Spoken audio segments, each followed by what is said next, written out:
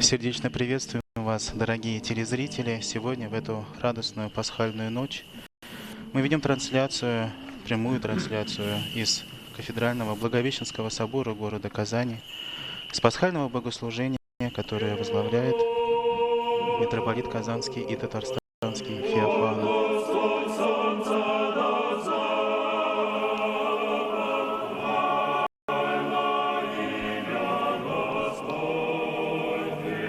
Безусловно, все мы хотим быть в храме сегодня, в эту радостную, светлую пасхальную ночь. Хотим слышать приветствия священнослужителей, радостные, пасхальные, отвечать на них. Но, к великому сожалению, ситуация сложилась такова, что все верующие, прихожане наших храмов должны оставаться дома. По благословению митрополита Феофана богослужение транслируется в сети интернет. И вот сегодня эту самую главную службу года, службу Святой Пасхи, транслирует в прямом эфире телеканал «Новый век». Мы с вами будем свидетелями богослужения очень удивительного, очень красивого, очень радостного. Безусловно, в эти святые дни все верующие переживают события далеких евангельских событий, переживают их так, как привыкли переживать, и момент предательства ученика, момент суда над Господом нашим Иисусом Христом. Мы переживаем Его страдания и смерть на кресте. И в то же самое время мы живем в ожидании Светлой Пасхи, действительно удивительного момента перерождения, внутреннего перерождения всего мира, всего человечества. Сейчас поются ирмасы канона Великой Субботы, завершается пасхальная полуночница, читаются входные молитвы, и в установленное время начнется пасхальное богослужение. Долгий путь поста, который все мы с вами шли, это время действительно, с одной стороны, великой скорби, духовного очищения, но и внутренней огромной радости, потому что пост установлен нам, верующим людям, для исправления, для осознания, для чего-то нового, что должно родиться в нас, переродиться, измениться. И действительно, вот эти святые дни Великого Поста, Страстной Седмицы, они дают удивительное ощущение близости Бога в нашей жизни. Особенно это тяжело переживать в этом году. Действительно, верующие люди стараются быть в храме, участвовать в каждом богослужении, в крестном ходе. Но вот ситуация такова, что мы все вынуждены оставаться дома. И благо, что есть такая хорошая возможность действительно через телевидение, через интернет быть соучастниками великого таинства богослужения, совершаемого в наших храмах. И вот сегодня в главном храме нашей епархии, в Благовещенском соборе.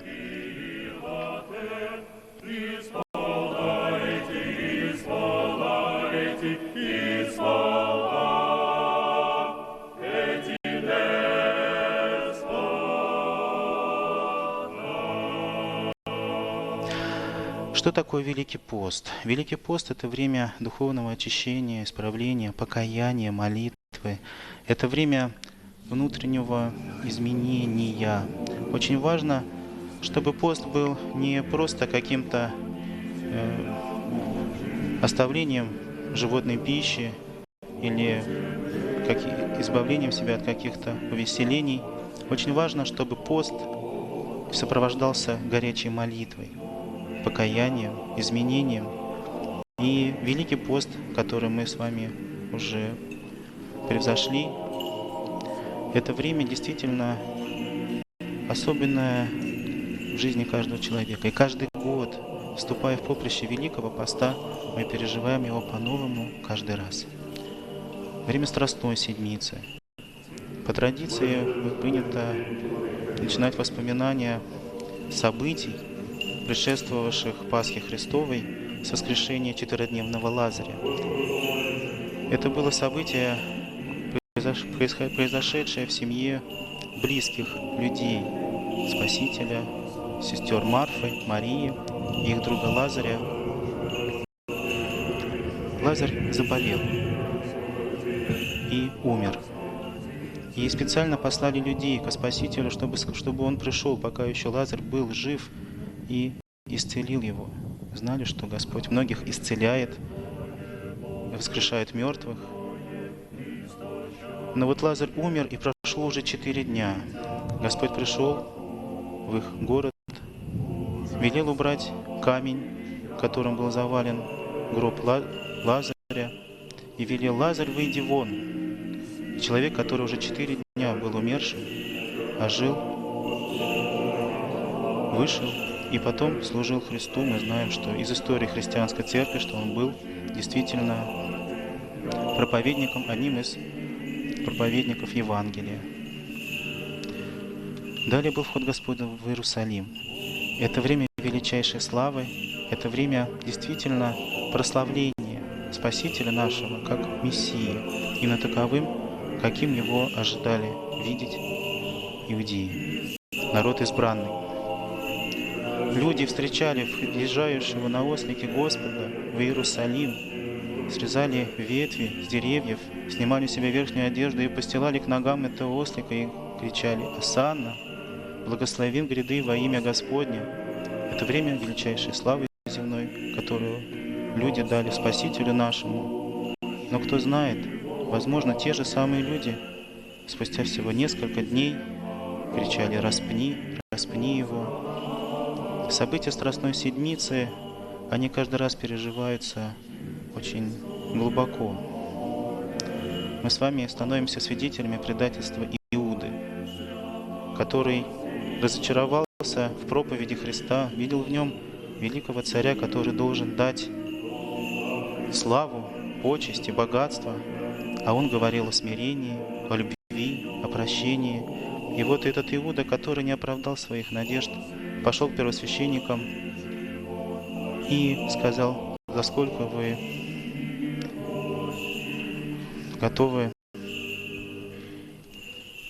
готовы денег дать, чтобы я предал вам его, и вы могли взять его, арестовать?» И действительно, были вот эти вот тайные места, где Господь собирал только своих близких учеников. Таким местом был Гефсиманский сад. И после Тайной вечери, где было установлено таинство Евхаристии, Господь повел своих учеников в Гефсиманию, там молился, и туда Иуда привел отряд, чтобы арестовать своего божественного учителя. Ученики в страхе бежали, а Господа нашего ждало действительно унижение, побои, издевательства, а потом страшная смерть на кресте. Господь принимает эту смерть добровольно, ради нашего спасения. И в этом событии величайшая, глубокая богословская мысль, потому что Господь принимает добровольно на себя нашу человеческую природу и исцеляет ее через собственную смерть и воскресение. Именно поэтому сегодня Пасха, именно поэтому в эту пасхальную ночь мы празднуем праздников праздник, торжество из торжеств, величайшее событие. У креста Спасителя стояла его Пречистая Матерь и ученик Иоанн Богослов. Они видели эти события, они были свидетелем того, как умершего тела Господа снимали со креста и Иосиф с Аримафеем положили во гроб. Гроб был завален огромным камнем, положена печать, поставлена стража. И то, что происходило дальше, великая тайна. По учению Святой Церкви, Господь Иисус Христос, прежде явления ученикам, воскресший, спустился в ад и там возвестил величайшую радость, обетование Адаму и Еве о спасении человечества.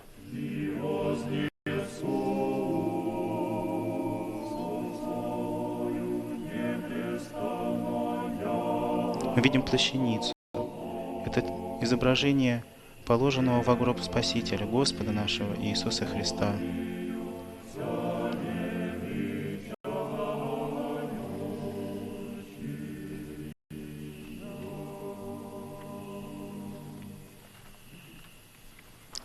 Три дня находился Спаситель во гробе. 3 дня его блаженная Матерь испытывала глубокую скорбь.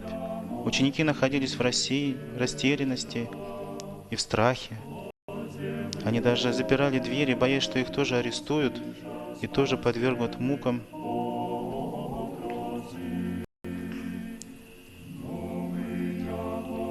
Как будто бы Бога оставили все те, кто окружал его эти годы проповеди, ближайшие ученики. Все не понимали, что происходит. Они действительно поверили Ему, поверили Его проповеди любви и прощения. А теперь их Божественный Учитель мертв. И вот это чувство, когда будто потеряно все, оно не одолевало их в этот момент. Давайте представим себе весь ужас, всю скорбь учеников Спасителя в этот момент, когда они испытали необыкновенное, ужасное в жизни испытание.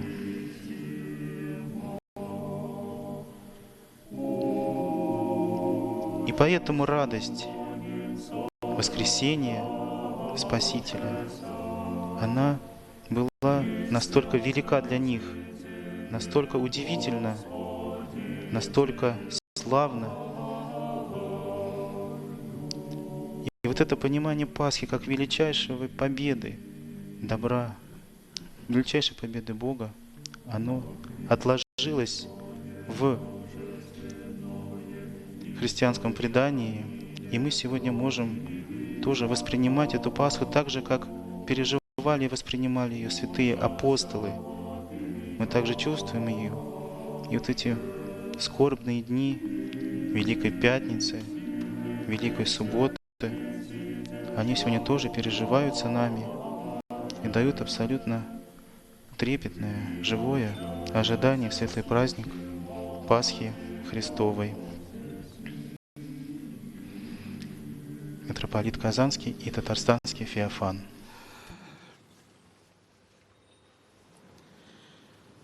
Дорогие братья и сестры, последние минуты, и мы с вами сейчас начнем пасхальную заутреннюю. Поздравляю вас с наступлением и уже наступившим праздником Пасхи Христовой. Я вместе с вами здесь, в сердце нашего града Казани, в главном соборе Кремля, Благовещенском, в этой древней святыне, которая на протяжении многих веков была символом для православных верующих людей. Именно здесь служили великие святители Гурий и Варсонофий, Герман и священномученик, патриарх Гермоген. И поэтому очень важно, что мы совершаем это праздничное богослужение в Благовещенском соборе. Запомните, сейчас все святители которые служили здесь, непременно, хотя они уже с Богом, здесь с нами, в этом соборе, на земле Казанской. Я обращаюсь к вам, мои дорогие братья и сестры, те, кто видит сейчас по телевидению это богослужение. Давайте сосредоточимся на самом главном, на встрече Христа.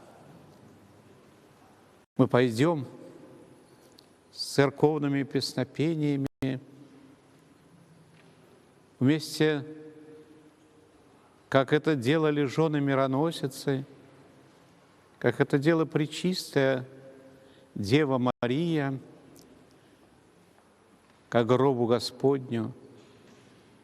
Но мы услышим радостную весть, что ищете живаго с мертвыми. Что вы ищете? Ибо Он воскрес, воскрес Христос, показал нам путь, что настанет время, и весь род человеческий, конечно же, воскреснет. И те, кто верит, те, кто творит добрые дела, воскреснет к жизни вечной. Я понимаю вашу, может быть, и печаль, и скорбь сердца, потому что хотелось, может быть в храме, но так сложились обстоятельства с этим тлетворным коронавирусом, что мы вынуждены остаться дома. Но не печальтесь, запомните слова евангельские. Апостолы были дома дверем затворенным, и Христос прошел через эти затворенные двери к апостолам. И какие слова были у Христа? «Мир вам, мир мой даю вам». Но Христос ведь и в те времена после воскресения, когда это было уже более 2000 лет назад, и сейчас один и тот же. Он воскресший Сын Божий. Он воскресший с нашей человеческой плотью. И если мы будем сейчас в эти часы пасхальной радости усердно молиться, то и в наши затворенные двери, в наши дома, а наипаче в наши сердца обязательно зайдет Своею благодатью воскресший Христос Бог. И, как я говорил, давайте пасхальную свечу зажжем и поставим у окна, дабы эта свеча свидетельствовала о том, что жизнь жительствует, что Христос воскрес. Ну, а сейчас сосредоточьтесь минутку, не разговаривайте даже со своими близкими, обратите свои мысленные взоры к гробу Господню, к воскресшему Христу, и мы с вами начнем, именно с вами, да, мы вместе, ибо Бог не разделит нас ни расстоянием, ни дверьми затворенными, ибо Бог всесилен, лишь бы были открыты к Нему наши сердца. Начнем молиться.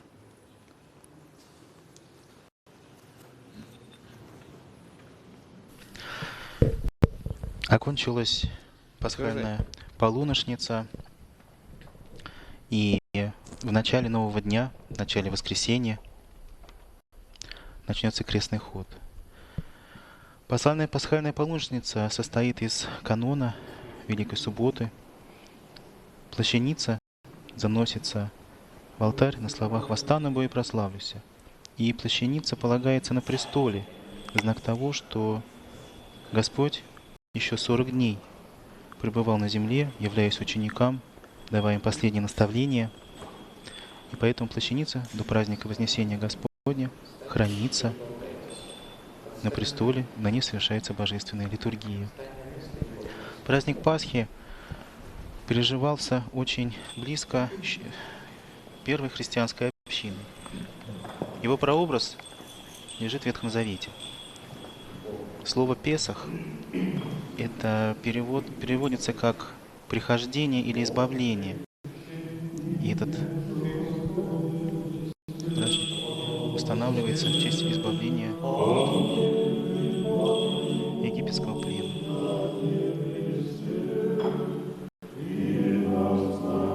Начинается пасхальное заутреннее. Выключается в алтаре свет. При свечении свечей священнослужители поют песнопение. Сначала очень тихо. «Воскресение Твое, Христе, спаси! Ангели поют на небесех, и нас на земле сподоби чистым сердцем Тебе славите». Второй раз поется чуть громче.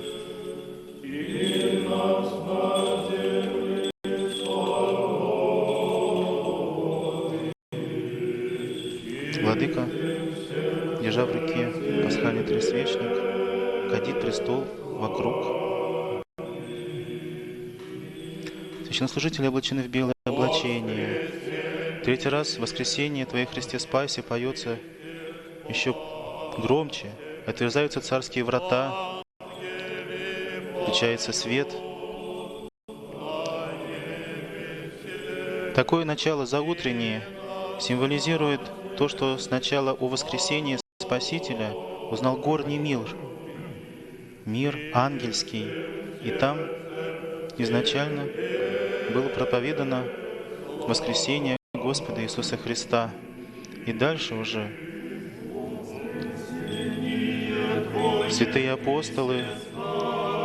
Не спешите, скажите там. Вознесли эту радость всему миру. Начинается крестный ход. Пасхальный крестный ход совершается при непрерывном пении хором этого песнопения «Воскресение Твое, Христе, спаси».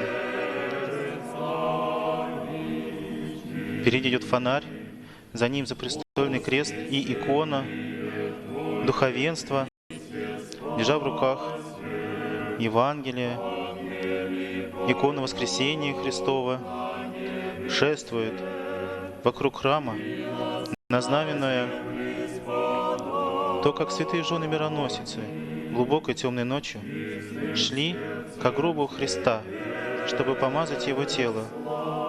Это было связано с тем, что Спаситель был похоронен в спешке. Была суббота иудейской Пасхи, и Иосиф и Никодим омыли его тело и положили во гроб. И вот жены мироносицы желали вознести подобные почести умершему телу Спасителя и шли темной ночью, не зная, кто отвалит им камень от двери гроба. Но придя на место, они увидели, что стражи нет, камень отвален, и с ними беседуют ангелы.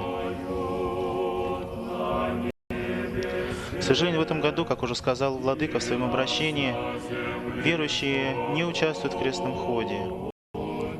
Но давайте мысленно мы все обратимся и придем сюда, в Благовещенский собор, величественный храм в Казанском Кремле, первый храм, заложенный на нашей земле казанской. с тем, чтобы поучаствовать и мысленно идти вместе с Владыкой, со священнослужителями в этом крестном ходе. Если мы находимся у себя дома, это еще не значит, что мы лишаем себя этой радости. Это не значит, что мы не можем тоже вместе с Владыкой, вместе с хором петь «Воскресение Твое, Христе, спаси, ангели поют на небеси, и нас на земле сподоби чистым сердцем. Тебе славите».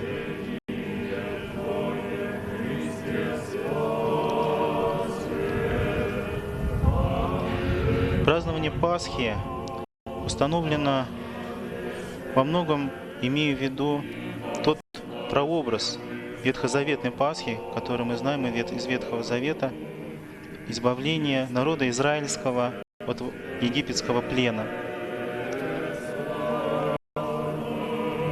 Моисею было дано указание, что он должен возвести народу израильскому совершить Пасху, взять агнца, то есть маленького ягненка,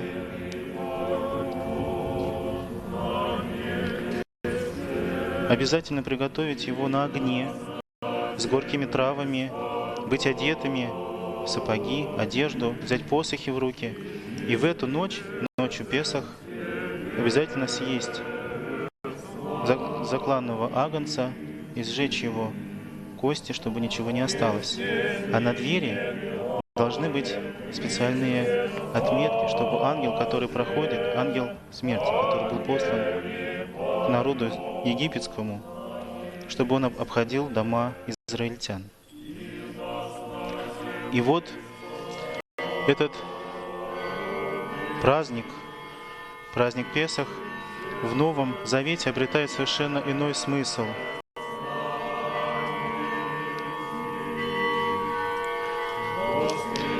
Пасхальным агнцем становится сам Спаситель Господь наш Иисус Христос. И прообраз ветхозаветный воплощается именно в Нем.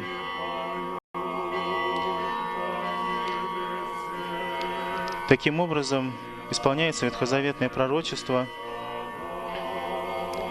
и Господь основывает новый завет с человеком. Что такое крестный ход?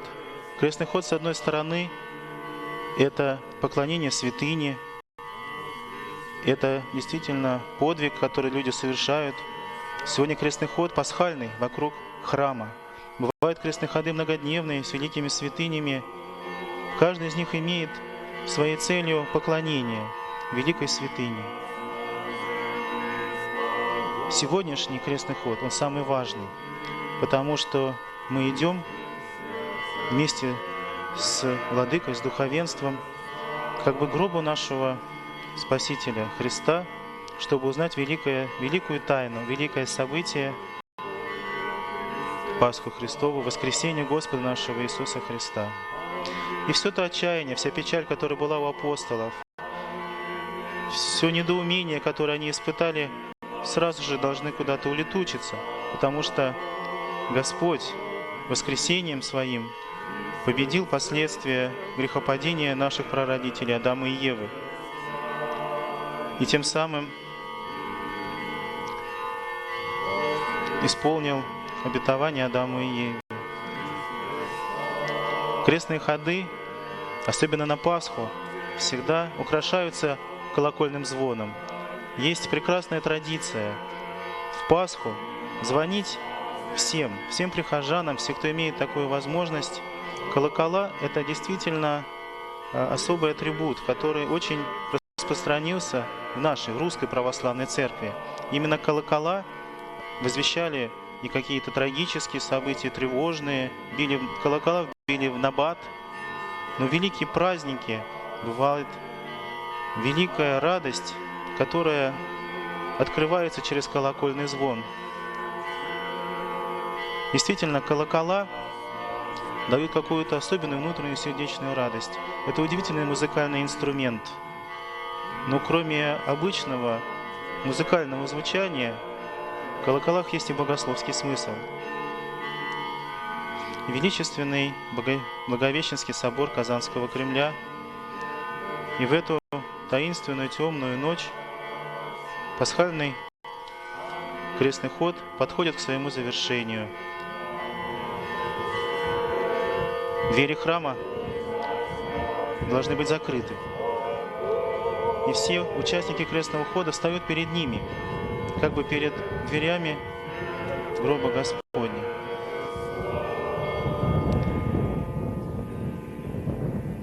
Начинается пасхальное заутреннее. Последование где? Это время, когда многократно будет совершаться хождение, христосование. Слава святей, единосущней, животворящей и нераздельной Троице, всегда, ныне и присно, и во веки веков. Начальный возглас предстоятелей. Вот первый раз поется тропарь Пасхи. Христос воскресе! Христос воскресе из мертвых, смертью смерть поправ, и сущим во гробех живот даровав. Христос воскресе! Воистину воскресе! Христос воскресе! Воистину воскресе! Христос воскресе! Воистину воскресе! Христос воскресе из мертвых, смертью смерть поправ, и сущим во гробе живот даровал. Христос воскресе! Воистину воскресе! Христос воскресе! Воистину воскресе! Христос воскресе! Воистину воскресе! Первыми, кто узнали о воскресении Христова из живущих людей, были святые жены мироносицы. Троекратное пение тропаря Пасхи «Христос воскресе из мертвых» знаменует воскресение Христова. Воистину воскресе! Христос воскресе! Христос воскресе!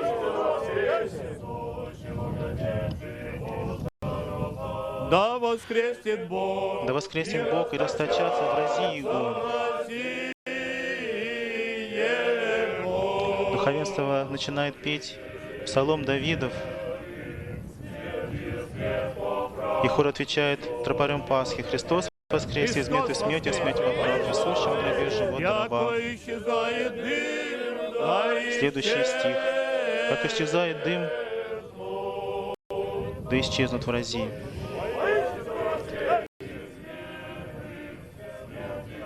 В руках у владыки пасхальный трехсвечник. По традиции в нем изображен свечи. Красная, зеленая, желтая. Знаменует великое празднование. 3 стих.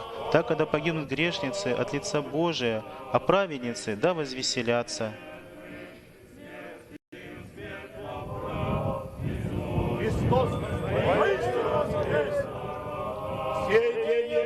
Четвертый стих. «Сей день, который сотворил Господь, возрадуемся и возвеселимся в нем». Христос воскресе!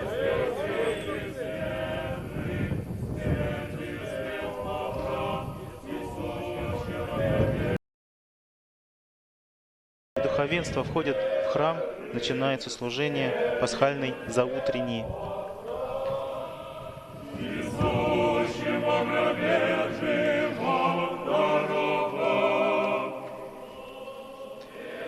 Из мертвых. Конечно, очень горестно видеть этот величественный, прекрасный собор, Благовещенский собор, без верующих, без людей. И в этом году мы должны принять, наверное, очень важный урок, что Господь учит нас ценить возможность быть в храме, молиться в храме, причащаться в храме. Сейчас хор исполняет тропарь Пасхи «Христос воскресе из мертвых, смертью смерть поправ, и сущим во гробе живот даровав». Начало на греческом, теперь вот на латинском языке. Именно на греческом и латинском языке было проповедано Евангелие. Именно среди этих народов, греков, римлян, распространилось Слово Божие. Они принимали веру во Христа, укреплялись в ней. И по-славянски. В славянские земли христианство пришло из Византии, из православной, со многими традициями, знаниями. Христос воскресе! Воистину воскресе, Владыка! Христос воскресе! Христос воскресе! Христос воскрес действительно. И это знание, эта вера дает нам новые силы, новую надежду, что с Божьей помощью все будет преодолено, что близкие наши, родные будут здоровы, живы. И мы, люди верующие, должны с упованием всегда встречать каждый новый день. И эту Пасху, несмотря на все трудности и переживания, тоже встречать с великой надеждой. Надежда зажглась.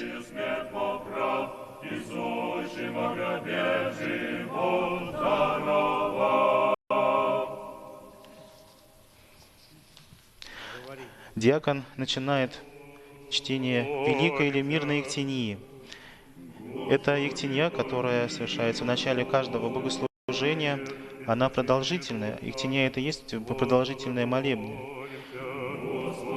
В ней молимся об Отечестве, о властях и воинстве, о святейшем патриархе Кирилле, о правящем архиерее. Каждое прошение, которое возглашает диакон, завершается пением хора «Господи, помилуй». Страхом Божиим ходящий вонь, Господу помолимся. В нынешнем году празднование Пасхи Христовой приходится на 19 апреля. Каждый год празднование Пасхи приходится на разные даты. Так сложилось исторически. По решению Первого Вселенского собора, который произошел в 325 году, было принято решение, что вся церковь должна совершать празднование Пасхи в воскресенье после полнолуния, которое бывает после Дня Весеннего Равноденствия, но после еврейской Пасхи. Дело в том, что празднование Пасхи высчитывается по лунному календарю, и самая ранняя Пасха может быть 4 апреля, а самая поздняя 8 мая по новому стилю. В этом году Пасха примерно в середине. В зависимости от празднования Пасхи выстраивается церковный богослужебный год и приготовительные недели к Великому посту, и сами седмицы Великого поста, празднование Пасхи, соответственно, и предшествующая ему неделя вход Господень в Иерусалим или вербное воскресенье, ну и последующие празднования Вознесения Господня, празднование Святой Живоначальной Троицы, сошествия Духа Святого на 50-й день. Все бывает именно в зависимости от дня празднования Пасхи. И весь живот наш Христу Богу предадим.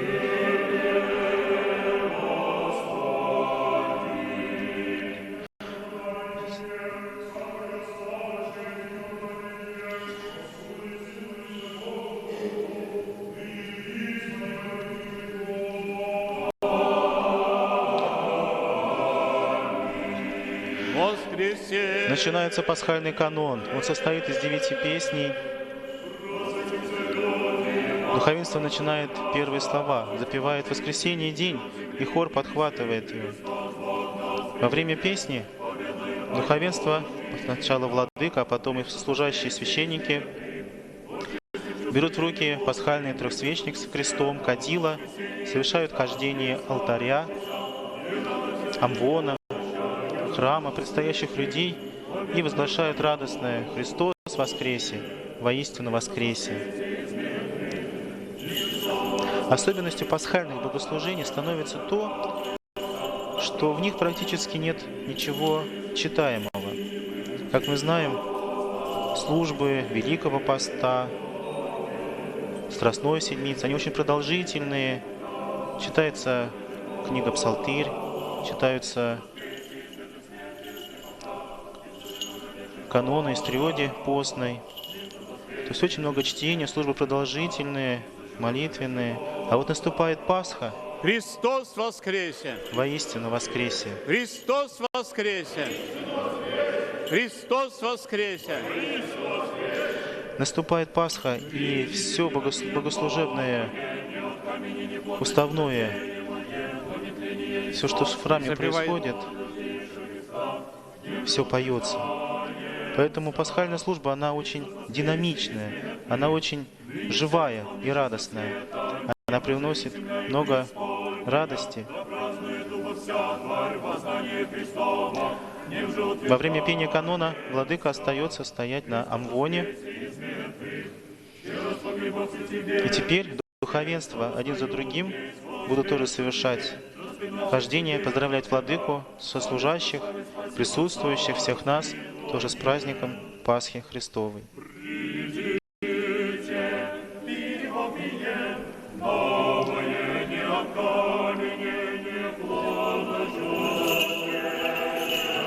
Придите пиво, пием новое, не от камени неплодно чудодеемое, но не тление источник, из гроба одождившего Христа, в котором мы утверждаемся. В этих песнопениях пасхального канона удивительные образы перед нами предстают. «Придите новое пиво пием», говорит нам Творец канона. «Просветимся, воскресенье день». Воистину воскресе! «Очистим чувства и узрим». Христос воскресе! «Воистину воскресе». Вчера мы спогребались Тебе, Христе, а сегодня совостою Тебе воскресшему. Вчера распинался Тебе, сам Ты меня прослави, спаси во Царствие Твоем. После третьей песни совершается малая ектенья, и будет пение Ипокаи. Это специальное песнопение, которое рассказывает о существе празднуемого события.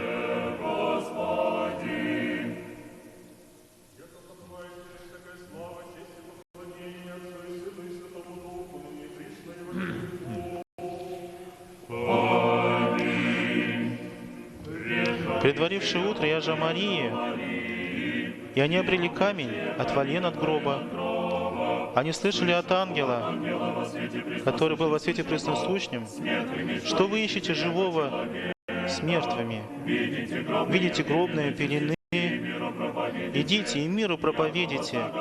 Господь восстал, умертвил Он смерть. Он Сын Бога, спасающий весь род человеческий. Начинается пение четвертой песни.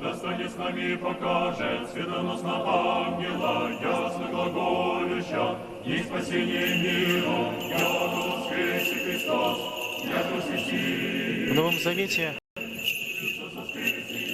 случается исполнение всех тех пророчеств, прообразов, которые нам явлены в Ветхом Завете. Действительно, ветхозаветные образы, они уже как бы скрытно говорят нам и о Пресвятой Богородице, Деве Марии. Они говорят нам о тайне воплощения Господа нашего Иисуса Христа. Ветхозаветные прообразы говорят нам и о том, что Господь Иисус Христос ради нашего спасения должен претерпеть страдания и смерть. Только народ израильский, которому и было дано это обетование Ветхого Завета, он оказался не готов воспринять все это, услышать. И поэтому не принял Христа воскресшего. Когда Господь уже был положен во гробе, фарисеи и книжники пошли к Пилату и сказали: «Мы слышали, когда Он был еще жив, что в третий день восстану из мертвых. Прикажи поставить стражу у гроба, чтобы ученики ночью не пришли и не украли тело Его, и не сказали, что Он воскрес из мертвых».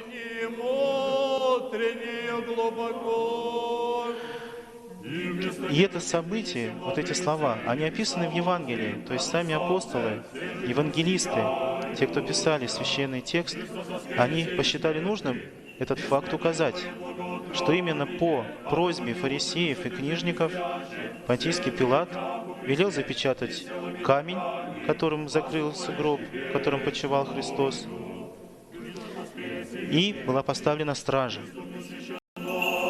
Это были сильные воины, которые не допустили бы к месту погребения Спасителя никого, никаких апостолов. Апостолы, они находились в закрытой горнице, они были испуганы.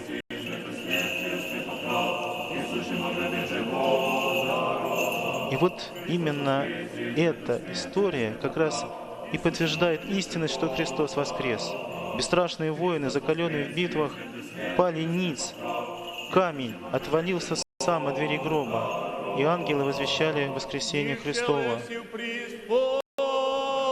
Не это ли подтверждение истинности воскресения Господа нашего Иисуса Христа? Ты снишел в преисподней земли, и сокрушились веревки вечные, которыми было связано человеческое естество. И как Иона от кита в третий день воскрес от гроба. Этот образ Ионы мы читаем в Ветхом Завете. Иона, который был послан Господом в Ниневию, чтобы дать указание им, жителям этого города, покаяться в своих грехах, не хотел туда идти и сел на корабль, плывший в другую сторону. Но Господь устроил бурю, и корабль начал тонуть. Когда спросили, кто же виновен в этом гневе Божием, и он ответил: это из-за меня. Я нарушил повеление Божие. И тогда, по его же просьбе, корабельщики выбросили его в море, но Иона не утонул. Иона был поглощен китом, и кит 3 дня держал его в своем чреве, и он находился там живой. И потом на 3-й день он был выплюнут и оказался на берегу в тех местах, в которые посылал его Господь. Таким образом, Господь показал ему о необходимости исполнять его волю, а Иона стал прообразом того, как Господь 3 дня находился мертвым в гробе. Вот такие образы являют нам Ветхий Завет и пасхальный канон. Малая Ктения по окончании 6-й песни.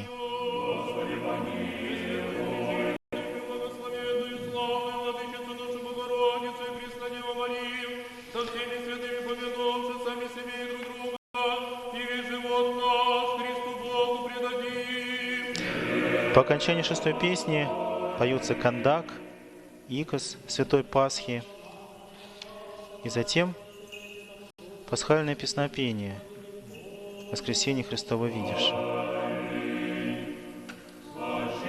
«Аще и во гроб снишел, если бессмертный. Если и во гроб снишел, если бессмертный, адово разрушил силу и воскрес, как победитель в Христе Божий. Женам, мироносицам сказал: радуйтесь, и твоим апостолам мир дал. Падшим, то есть падшим греховным людям, подал воскресение. Как солнце, прежде зашедшее во гроб, ныне явился нам, людям». Действительно, воскресение Христово – это еще и путь, который должны пройти все верующие. Мы должны следовать за Христом. У богословов есть такое мнение, есть такие слова, что в раю нет нераспятых. То есть, чтобы наследовать Царство Небесное, чтобы быть там с Господом нашим, необходимо пройти путь вслед за Христом. Каждому из нас нести свой крест и затем принять и встретить свою собственную Пасху.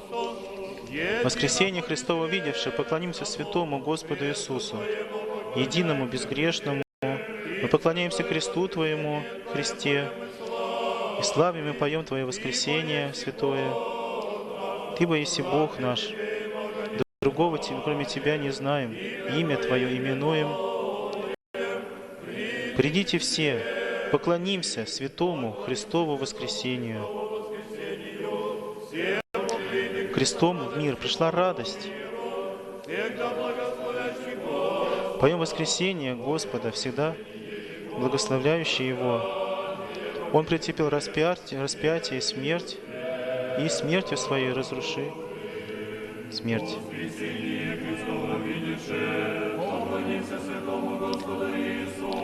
В пасхальные дни песнопение воскресения Христова увидевши и воскрес Иисус от гроба поются трижды в знак великого праздника происходящего.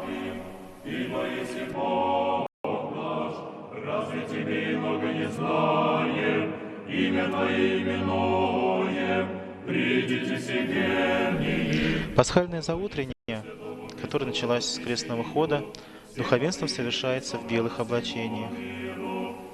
Это цвет благости, цвет света, цвет жен-мироносец, которые шли к гробу, чтобы помазать тело умершего своего учителя. Но мы с вами увидим, что во время богослужения духовенство будет переоблачаться в облачение другого цвета, на знаменную великую славу и великую красоту Господа. Пасхальные песнопения хорошо знакомы всем. Парь, конечно же, Кандак, Икос и стихиры Пасхи мы поем даже на пасхальной седмице, заменяя ими привычное вечернее и утреннее правило.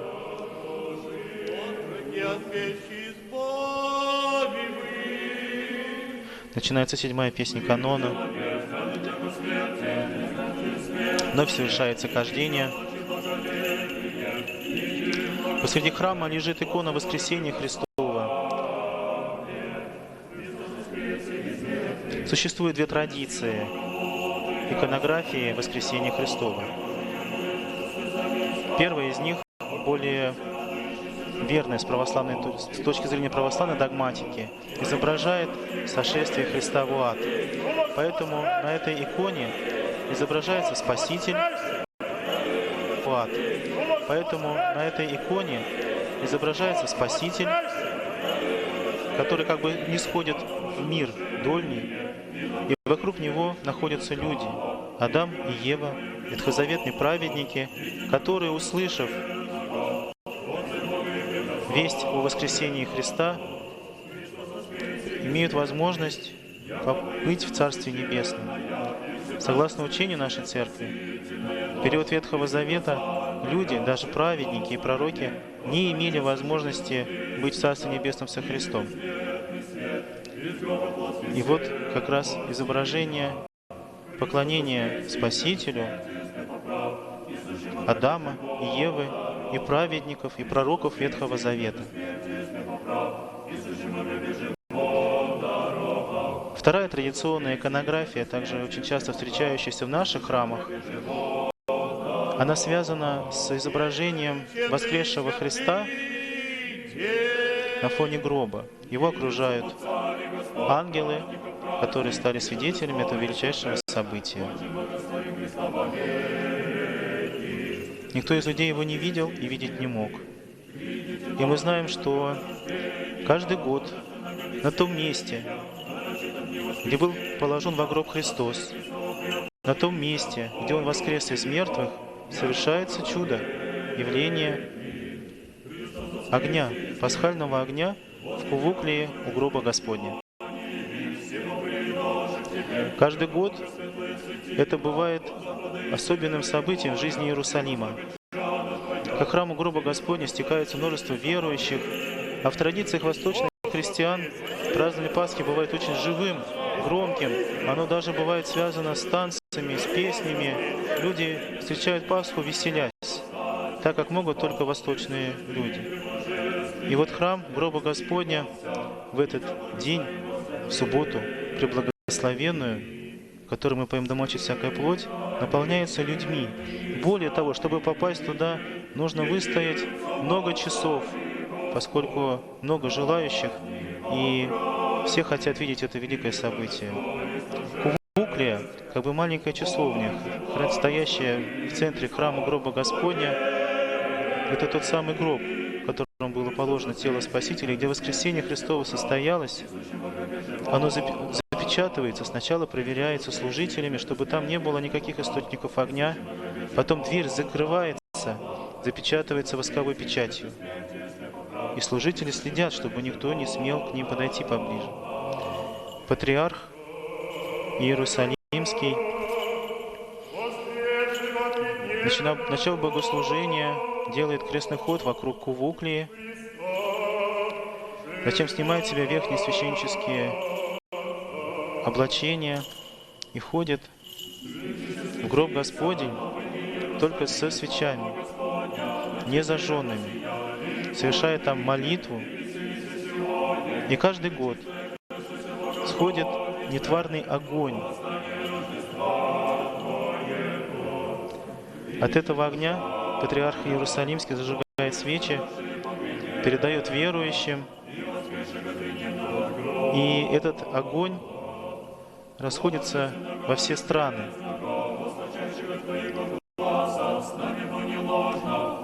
В этом году, я думаю, многие из нас смотрели трансляцию из храма гроба Господня. Конечно же, тлетворное поветрие, оно хватило весь мир. И на Святой Земле, в ограде Иерусалиме, тоже люди, верующие, не могут в этот святой день быть на службе в храме. Поэтому в храме была непривычная тишина. Никто не кричал, не славил Господа. Лишь немногие служители Братства гроба Господня, то есть Иерусалимской церкви, присутствовали там. Патриарх обычно обошел Кувуклию, снял верхние священнические одежды, вошел в Кувуклию, и огонь сошел. И эта святыня также была принесена по согласованию с руководством государства Израиля. Она была принесена в аэропорт, где уже ждали самолеты, передана делегациям, и святой огонь передан во многие страны, в том числе и в Россию тоже будет принесен.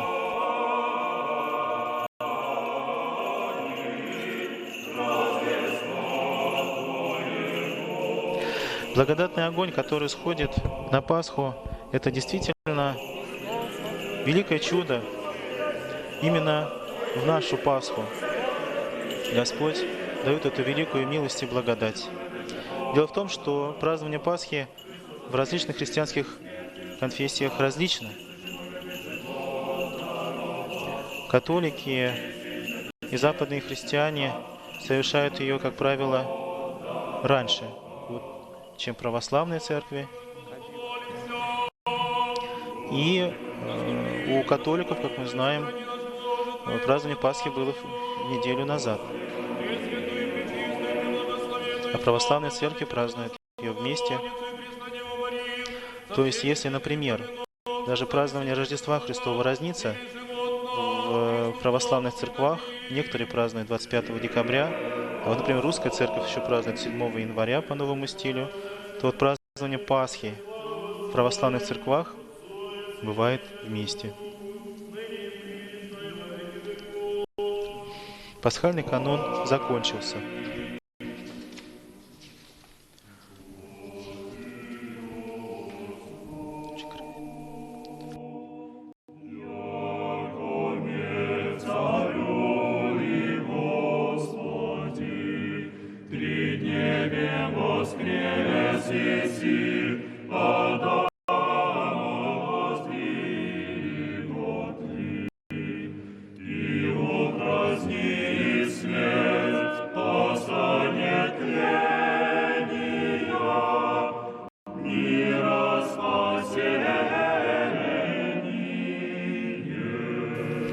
Прозвучал эксапостиларий, плотью уснув, как мертв, Царь и Господь, но в 3 дня, тридневен, воскресал еси. Адама воздвиг от тли и упразднил смерть, Пасха нетления, мира спасения. Пение эксапостилария на пасхальной службе – это особенное явление. Очень мелодичное исполнение, но в то же время в этом эксапостиларии открывается удивительная богословская глубина о том, что воскресением из мертвых Господь упразднил смерть. и совершилось спасение мира. Чтобы стать Его восприемниками, нам следует следовать за Христом. И действительно, вся жизнь христианина – это борьба злом со злом, между добром и злом, как говорил русский писатель Федор Михайлович Достоевский, она происходит в сердце человека. И расточатся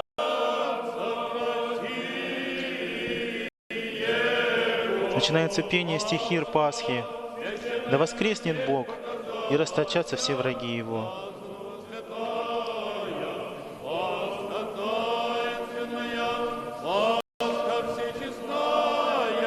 Пасха Христос Избавитель, Пасха непорочная, Пасха великая. Пасха новая, святая, Пасха священная нам несть показася. Пасха, в которой Христос Избавитель, Пасха всечестная, Пасха великая, Пасха верных, Пасха, открывающая нам райские двери. Как исчезает дым, да исчезнут.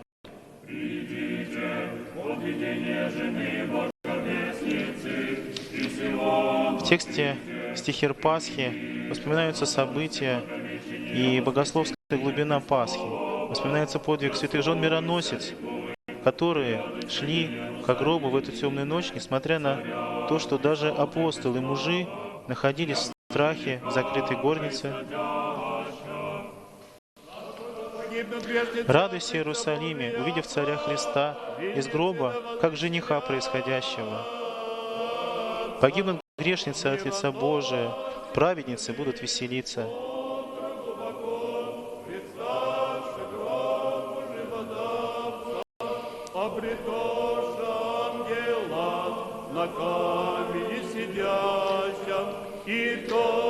Ангел сказал пришедшим женам: что вы ищете живого с мертвыми?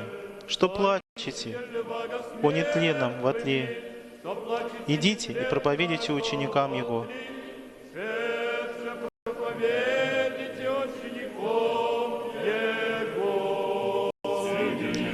В сей день, то есть день пасхальный, день радости великой избавления от скорби, возрадуемся в нем и возвеселимся.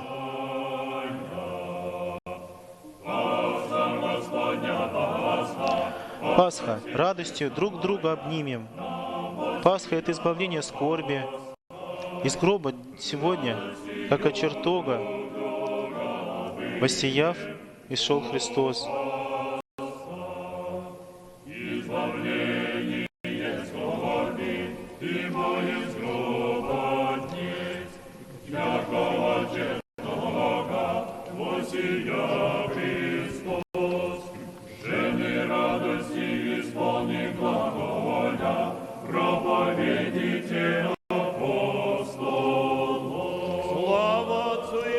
Духовенство поет заключительные стихи, стихир Пасхи.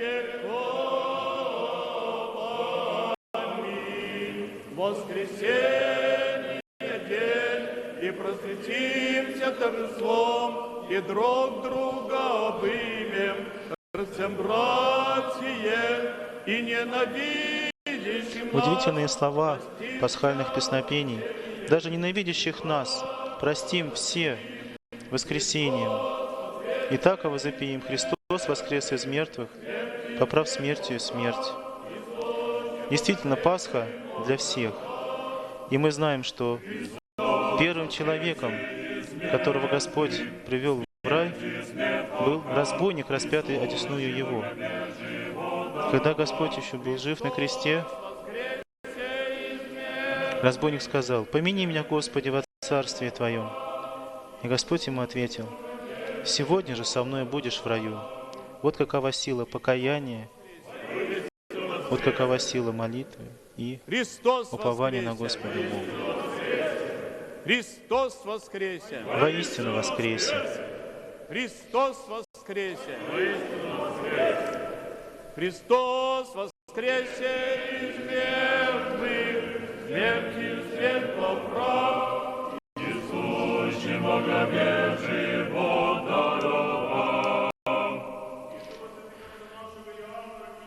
особенностью пасхального богослужения является слово огласительное на Святую Пасху Бога нашего воскресения. святителя Иоанна Аще Златоуста. кто благочестив и боголюбив, да насладится сего доброго и светлого торжества. Аще кто раб благоразумный, да будет радуйся в радость Господа. Святитель Иоанн Златоуст – это Аще святой кто отец потрудится, постяся, рубежа да 4-5 веков, Аще кто от который первого часа делает, назван Церковью Златоустом за удивительный дар проповеди, который он получил от Бога.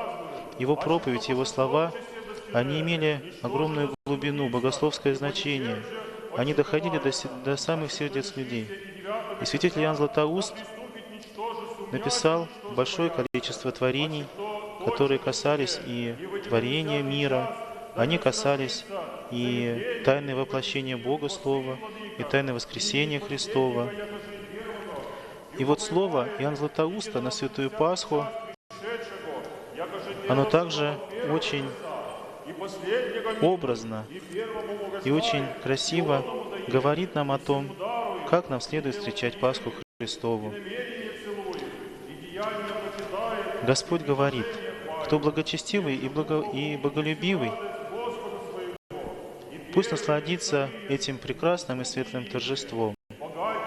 Раб благоразумный, пусть войдет в радость Господа своего. И дальше образность. Кто потрудился совсем немного, может воспринять ту же благодарность и то же вознаграждение, что и получает тот, кто трудился очень долго. Имеется в виду, что те люди, кто постились с самого начала по всей строгости, получают радость Пасхи Христовой. Но эти люди, кто по немощи, а кто даже, может быть, и по лени, постился совсем немножко, и он тоже получает ту же радость, потому что Пасха, она для всех. Она всем дает великое очищение, великую радость. Богатые и бедные, ликуйте друг с другом. Воздержанные, нерадивые, почтите этот день. Постившиеся и не постившиеся, веселитесь ныне. И далее святитель Иоанн как бы образно обращается к аду. Он огорчился, потому что стал праздным, то есть пустым. Праведники ушли из него. Он огорчился, потому что он теперь посрамлен. Он огорчился, потому что умерщвлен. Огорчился, ибо низложен. Огорчился, ибо связан.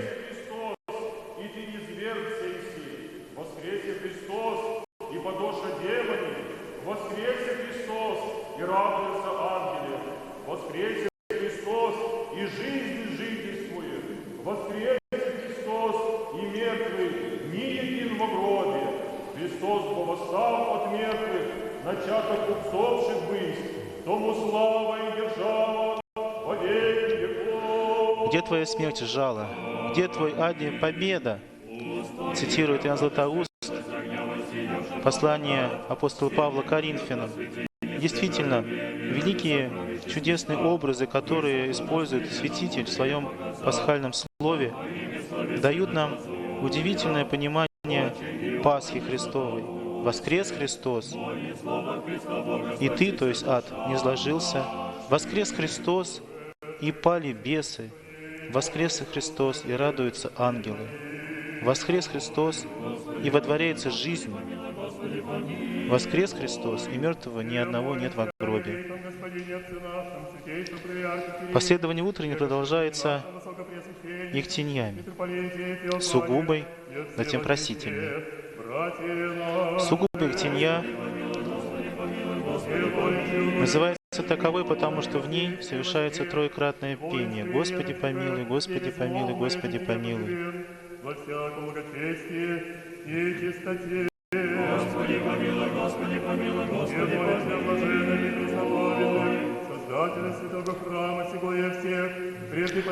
Происходит поминовение святейшего патриарха, всех православных патриархов, всех преждепочивших здесь возлежащих и повсюду православных. Мы молимся о братьях и прихожанах святого храма сего, и о всех прихожанах наших храмов, тех, кто сегодня остался дома. За всех вас совершается молитва сегодня, и никто не оставлен, никто не одинок. Все мы вместе сегодня встречаем Пасху Христову. Господи, помилуй, Господи, помилуй, Господи, помилуй. Службу сопровождает пение архиерейского хора нашей епархии под управлением Дениса Рогова.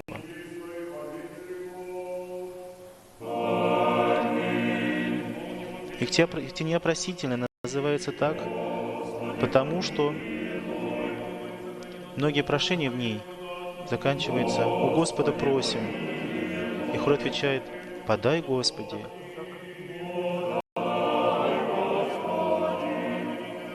Ангела-хранителя, прощения, оставления грехов наших, просим у Господа, подай, Господи.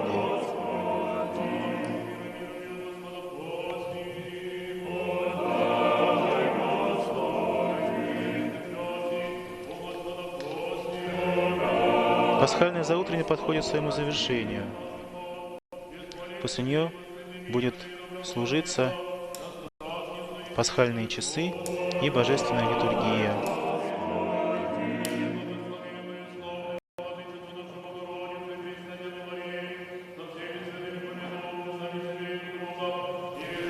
Удивительный иконостас Благовещенского собора, величественный, красивый, возносящий мысли и сердца горе в молитве, он действительно поражает своей глубиной. И мы очень рады и благодарны, что этот величественный собор возрожден. К сожалению, в советские годы он был опустошен. В советские годы в соборе находилось архивное управление. Но уже в новейшее время эта великая святыня Казани, всего Поволжья и всей России возвращена церкви, в ней постоянно совершается Главных и севальных апостолов, преподобных, Богословен Отец наших и всех святых своих, помилуй и спасет нас, яко благ и человеколюбец. Христос воскресе! Воистину воскресе, протерей Владимир, Христос воскресе! секретарь Казанской епархии. Христос воскресе!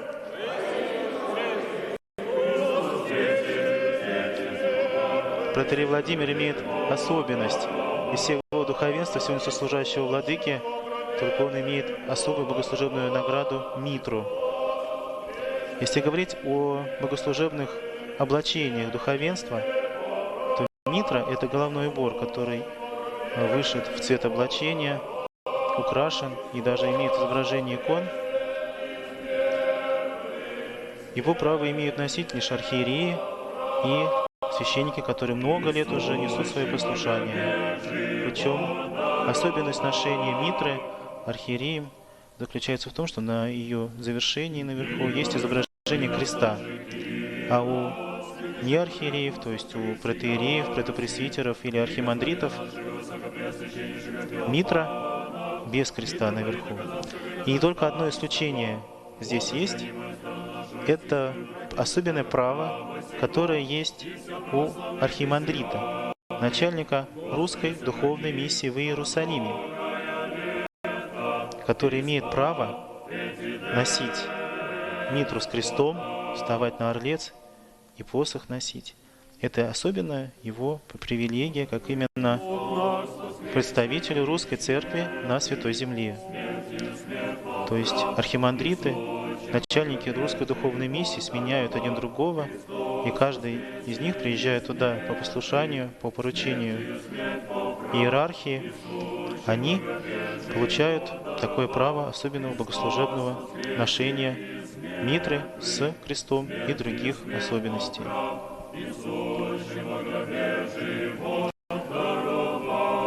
Изображение казанского образа Пресвятой Богородицы,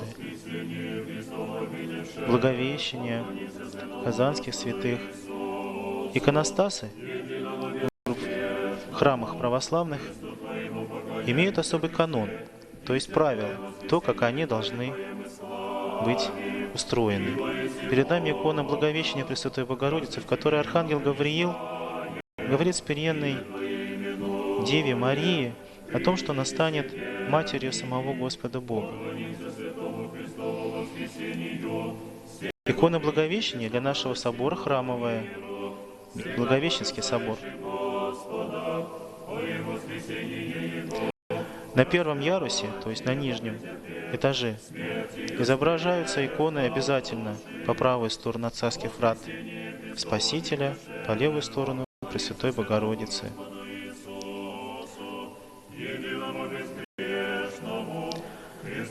Ночной Благовещенский собор, как много он видел изменений, перестроений в своей истории, заложенный сразу же после присоединения Казани к Московскому царству при взятии Кремля, еще по повелению Ивана Грозного, русскими мастерами, он является украшением, в том числе вместе с другими зданиями, сооружениями Казанского Кремля.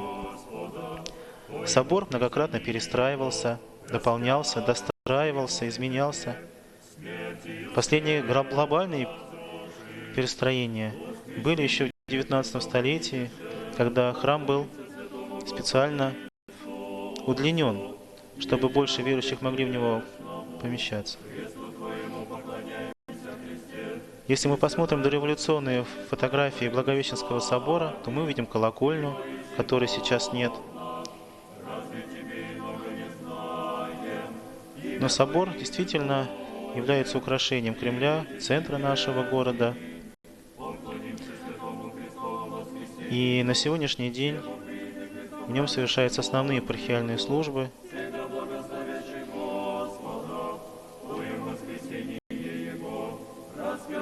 Если мы придем, когда у нас появится такая возможность, очень надеемся на это, на панораму Благовещенского собора, мы увидим за стенами Кремля строящийся величественный собор Казанской иконы Божией Матери на месте ее обретения. Действительно, величие и слава Матери Божией приуготовленная. Благовещенский собор имеет очень богатую и красивую роспись. Большинство икон, конечно же, написаны мастерами современными, но остаются фрагменты в соборе, которые сохранили еще достаточно древнюю иконопись. В соборе Благовещения Пресвятой Богородицы в Казани по традиции погребались святители. И вот мы видим раку, в которой хранится частица мощей святителя Гурия Казанского. Действительно, именно этот собор становился и усыпальницей казанских архипастырей. Такова была традиция рака с мощами святителя Гурия Казанского. Святые мощи в православной традиции почитаются именно как дань подвигу святого человека. Святитель Гурий Казанский был первым архипастырем Казанской епархии.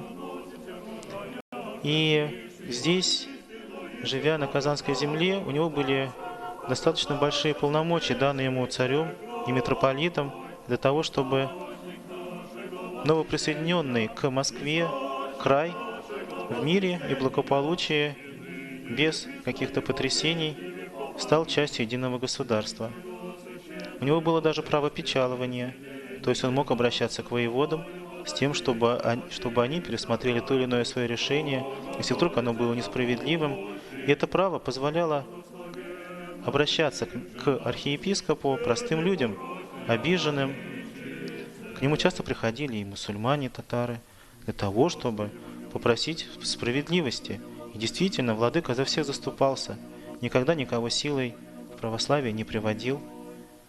У него был специальный документ, наказ, по которому он должен был только проповедью, добрым примером проповедовать веру Христову на Казанской земле. И мы знаем многие плоды его миссионерской деятельности, которые связаны с христианским просвещением народов, населяющих Среднее Поволжье. Это и кряшины, и чуваши, и марийцы, удмурты, мордва. Многие народы принимали православие благодаря деятельности святителя Гурия и его сподвижников еще в далеком XVI столетии. Заканчивается пение пасхальных часов.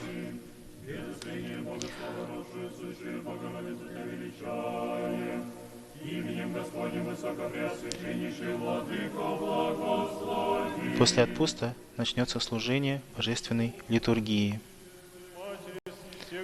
Обратите, пожалуйста, внимание, духовенство переоблачилось в красное облачение. Это удивительная и очень красивая особенность именно пасхальной службы, которая начинается, как я уже говорил, в белом облачении. Крестный ход, образ жен мироносец, образ ангелов, которые проповедовали воскресение Христова. А вот сейчас уже на литургии духовенство переоблачается в облачение красное. Красный цвет символизирует красоту, величие, достоинство. И даже в песнопениях Пасхи есть специальные образы. Пасха красная, Пасха Христос, который прославляется. Служение божественной литургии начинается, опять же, на середине храма. Предстоятель, владыка, читает пасхальные тропари, благословляет старшего священника, диакона, и совершается первый возглас божественной литургии. Слава Вышних Богу на земле, мир человецах благоволения. Литургия — это самое важное богослужение церкви христианской.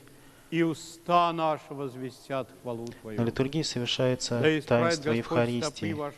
Да поменяет вас Господь Бог во Царстве Своем, всегда ныне и присно и во веки веков. Таинство Евхаристии — это таинство, установленное самим Спасителем на Тайной вечере. Когда Он преломил хлеб, раздал ученикам, сказал: «Это тело мое», затем дал чашу с вином, сказал: «Это кровь моя», и велел это исполнять в воспоминании Его. В таинстве Евхаристии хлеб и вино притворяются в тело и кровь Господа, и мы причащаемся, то есть принимаем в себя самого Христа.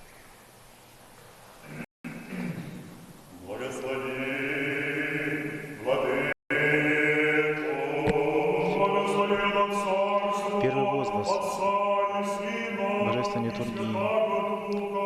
Благословенно Царство Отца и Сына и Святого Духа, ныне и присно и во веки веков.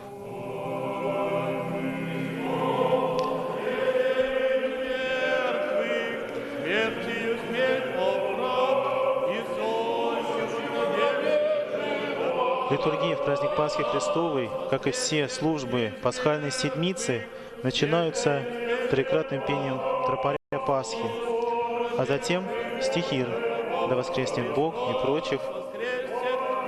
Это является особенностью именно пасхального богослужения и придает ему особенную праздничность, особенную глубину, особенную радость.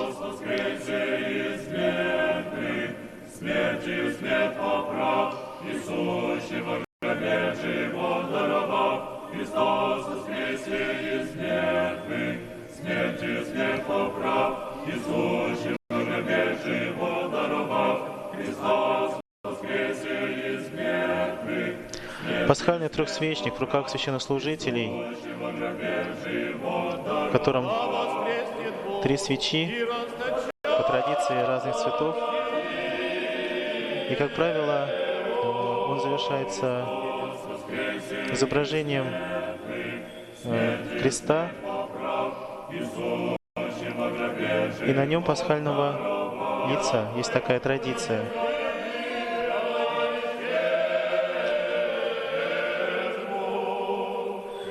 На Пасху очень много традиций, очень много символов и образов, которые очень близки всем нам. Мы, конечно, хотим, чтобы Пасха ни в коем случае не сводилась только лишь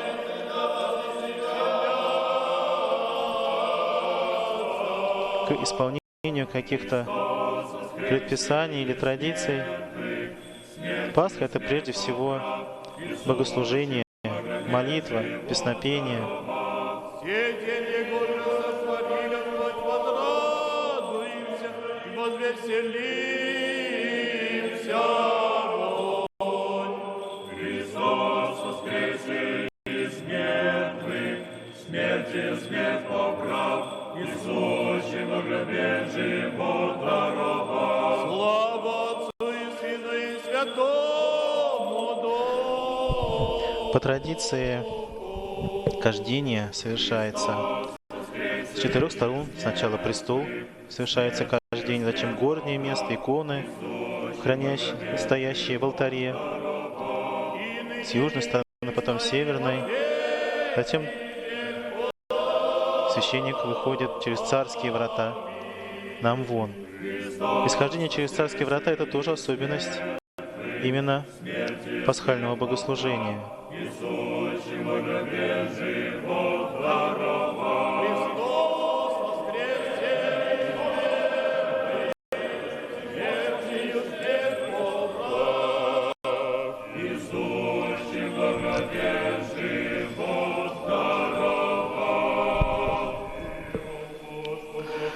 На Пасху царские врата открыты на протяжении всего богослужения и затем на протяжении всей седмицы.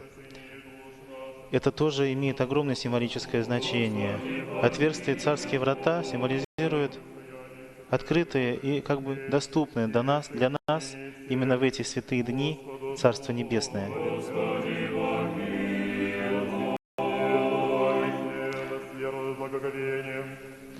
Даже в те моменты, когда положено держать царские врата закрытыми, они открыты в дни Святой Пасхи.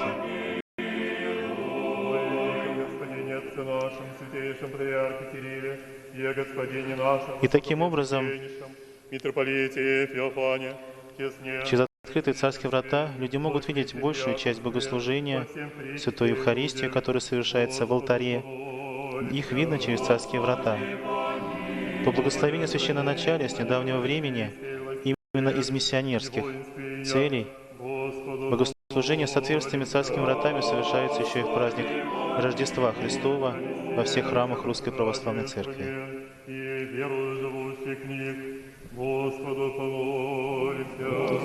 В начале литургии снова совершается мирная Ектенья.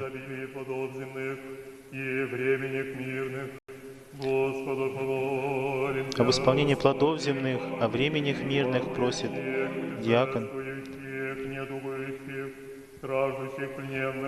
О всех страждущих, недугующих, и избавиться нам от всякой скорби, от гнева, от нужды. И сохрани нас, Боже, Твоею благодатью. Господи, Пресвятую, Пречистую, Преблагословенную, славную Владычицу нашу, Богородицу. Праздник Пасхи Христовой, как и в прочие господские 12-е праздники, пение антифонов на литургии заменяется пением специальных стихов. Праздник Пасхи не входит в число 12-х праздников. Праздник Пасхи — это праздников праздник, торжество из торжеств, 12-х праздников. Праздник Пасхи — это праздников праздник, торжество из торжеств.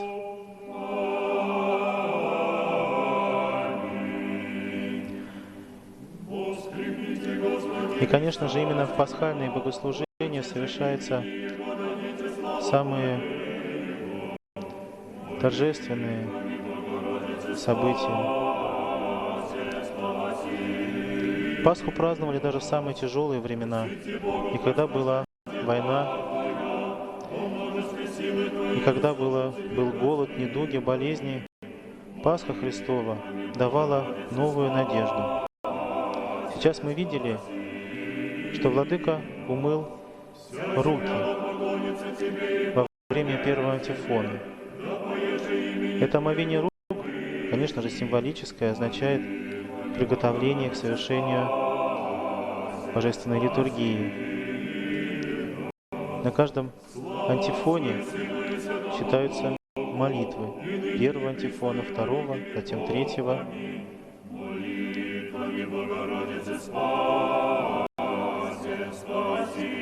Молитвами Богородицы спаси, спаси нас, поется в антифоне первом.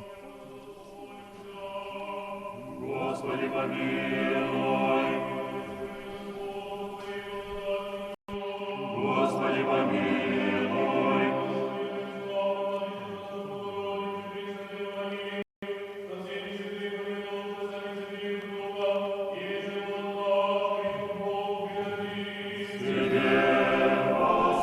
Пение антифонов на литургии пришло к нам из традиции богослужения византийской, то есть греческой церкви, в которой пение псалмов совершалось двумя хорами по очереди, то есть антифонно, правым, затем левым. И затем самые важные части песнопения совершались совместно двумя хорами. «Спасенный Сыны Божии, воскресы из мертвых, поющих Тебе Аллилуйя». Поем мы во втором антифоне Святой Пасхи. Постепенно духовенство друг за другом перемещается в алтарь, от старших к младшим. То есть сначала старшие друг за другом после каждого антифона переходят в алтарь, а младшие остаются стоять возле служащего архиерея. После окончания второго антифона поется песнь «Единородный Сыне».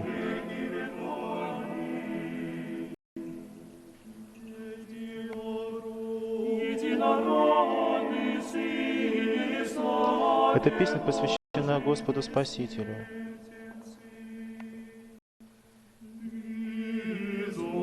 По преданию, текст песнопения был написан императором Юстинианом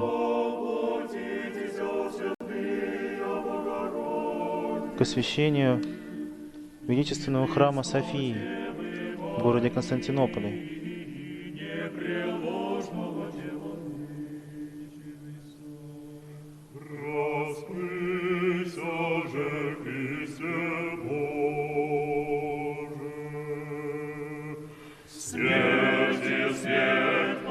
Рассмейся, Христе Божие, но смертью смерть по правой. Поем мы песнопение «Единородный Сыне».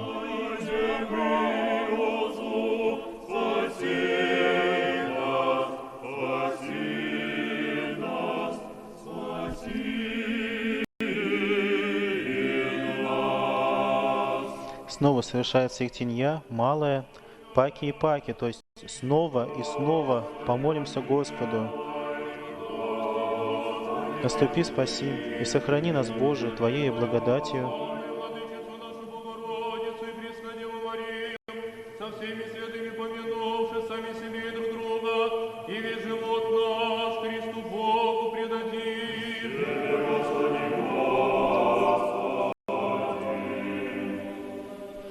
После окончания малой иктиньи совершается пение песни третьего антифона, который в праздничные дни состоит из стихов, из псалма,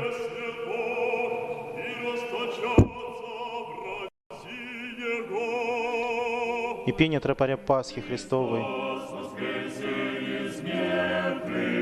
Смертью смерть поправ, и сущим во гробе живот даровал. Начинается малый вход с Евангелием. Предстоятель, священник вместе с диаконом, поклонившись архиерею, берут с престола Святое Евангелие. И затем все духовенство выходит вновь на середину храма для того, чтобы совершить вход с Евангелием. Христос воскресе из мертвых, смертью смерть поправ, и сущим во гробе живот даровал. Около погибнут грешницы от лица Божия, а праведницы да возвеселятся, да возрадуются пред Богом. Поклонение Владыке. Смертью смерть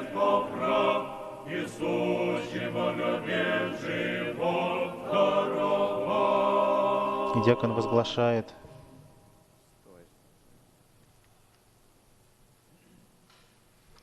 Сейчас происходит награждение. Протоиерей Алексей Краевский по моему ходатайству награждается святейшим патриархом Московским и всея Руси Кириллом крестом с украшением «Аксиос». Аксиос поет сначала духовенство, затем хор. Аксиос — это греческое слово, переводится как «достоин», то есть он достоин этой награды. Отец Алексей Краевский получил право носить крест с украшениями. Диакон возглашает «Премудрость прости» и стих праздника.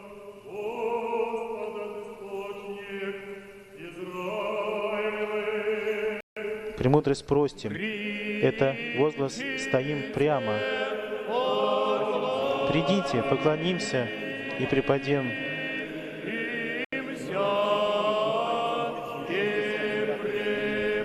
Богослужебные награды в традициях Русской Церкви различаются на те, что даруются патриархам, и те, что даруются правящим архиереям.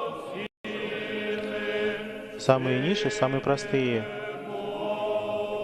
богослужебные награды иерархические предоставляются епархиальным архиереям, духовенству, уже послужившему определенное количество лет и зарекомендовавшим себя с хорошей стороны, а уже награды такие, как сан протоиерея, право ношения палицы, право ношения креста с украшениями, право служения с открытыми царскими вратами, а затем право ношения митры — это уже награды, которые даруются духовенству святейшим патриархам с представления правящего архиерея. Безусловно, духовенство служит не за награды. Духовенство служит самоотверженно ради того, чтобы проповедовать Слово Божие. А данная форма наград, она нужна для поощрения, чтобы действительно самые достойные из духовенства получали признание со стороны архипастыря, со стороны святейшего патриарха. И вот такое признание, оно, конечно же, дарует духовенству новые силы для того, чтобы служить, проповедовать, помогать народу Божию. Сейчас совершается кождение владыкой сначала алтаря, а затем и иконостаса на амвоне при пении хором песнопения «Исполаете деспота». На многое лето, Господин, Христос воскресе! воистину воскресе! Христос воскресе! Христос воскресе! Дальнейшая часть божественной литургии уже совершается в алтаре. После входа с Евангелием служащее духовенство зашло в алтарь.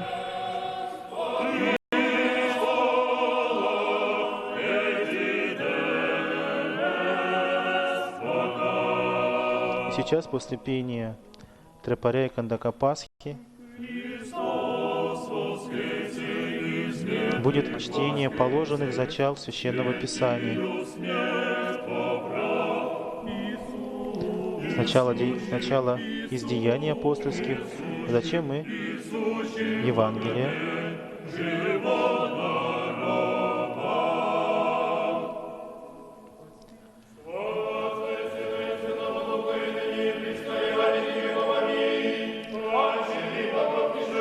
Безусловно, все наши верующие, те, кто неоднократно бывали на пасхальных богослужениях, всегда чувствовали, что несмотря на то, что это ночь, что богослужение достаточно продолжительное, И более того, люди уже устали после продолжительных служб Страстной Седмицы. Тем не менее, нахождение, пребывание в храме на пасхальную службу, оно как будто бы окрыляет, дает новые силы. И Тебе славу воссылаем, Отцу и Сыну и Святому Духу, ныне и присно.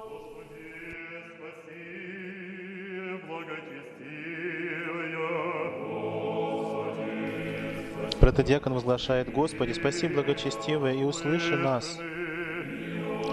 По истории богослужений в этот момент совершалось особое поклонение присутствовавшим на богослужениях благочестивым правителям, императорам византийскую эпоху даже, русским царям.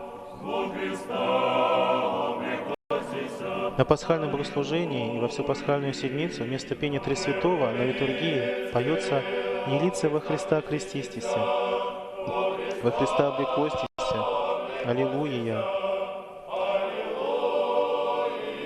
Это песнопение тесно связано с таинством крещения. Дело в том, что в Древней Церкви существовала традиция совершать таинство крещения лишь в особенные дни. Призри с небесе, Боже, и вишь, и посети виноград сей, и утверди им, его же насади, десница Твоя.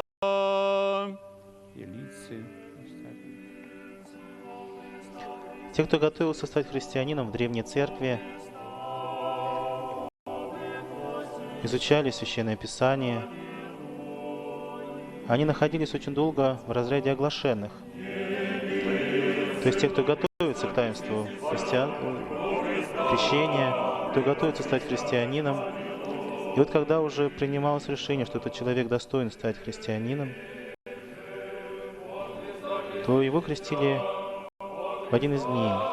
Как правило, люди брали на себя особый подвиг в праздновании к празднику Пасхи Христовой.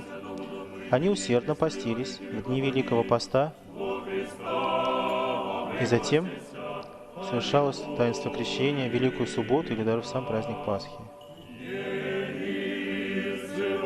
Сейчас Владыка зашел на горнее место. Горнее место — это самое дальнее, если мы посмотрим, входя в храм, часть алтаря. Мир всем. Она делается еще на большей возвышенности, и там ставится специально украшенное седалище. И архиерей, находясь на горнем месте, символизирует самого Христа. Диакон, который будет читать зачало апостола, поет прокимен. «Сей день Егору сотвори Господь, возрадуемся и возвеселимся вонь». И хор повторяет.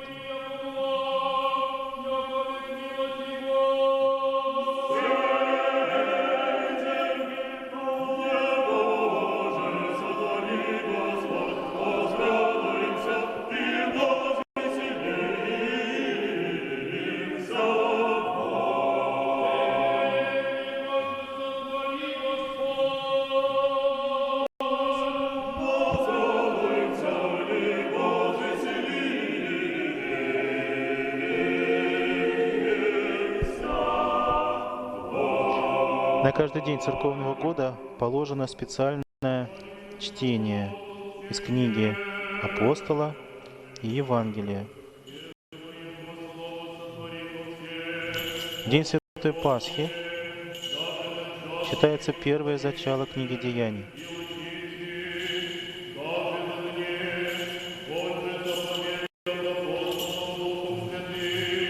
Книга Деяний — это книга историческая. Ее автор — святой апостол и евангелист Лука. Книга Деяний описывает жизнь христиан после вознесения Господня. И как раз-таки вот этот момент последних наставлений, которые Господь давал своим ученикам на протяжении 40 дней, а затем и момент вознесения Господня в сегодняшнем зачале книги апостолов.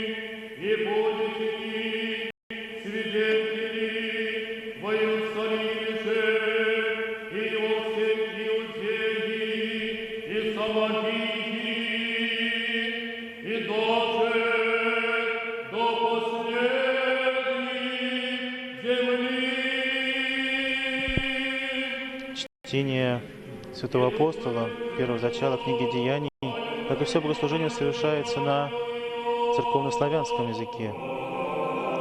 Обычно службы, книгу Евангелия на богослужении мы также читаем на церковнославянском языке. Вот и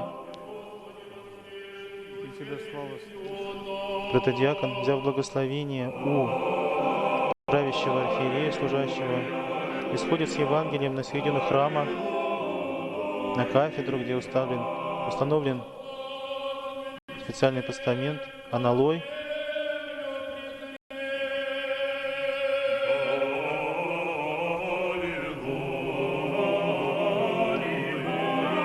Существует традиция на Пасху евангельское зачало читать на самых разных языках, и на греческом, и на латинском, на тех языках, в которых впервые было Евангелие проповедано.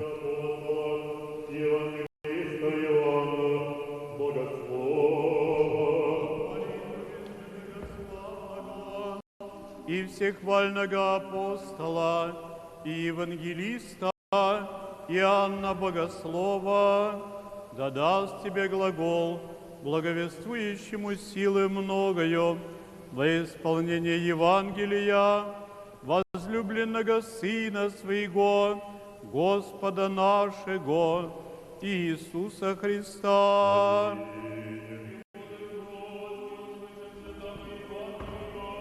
Мир всем!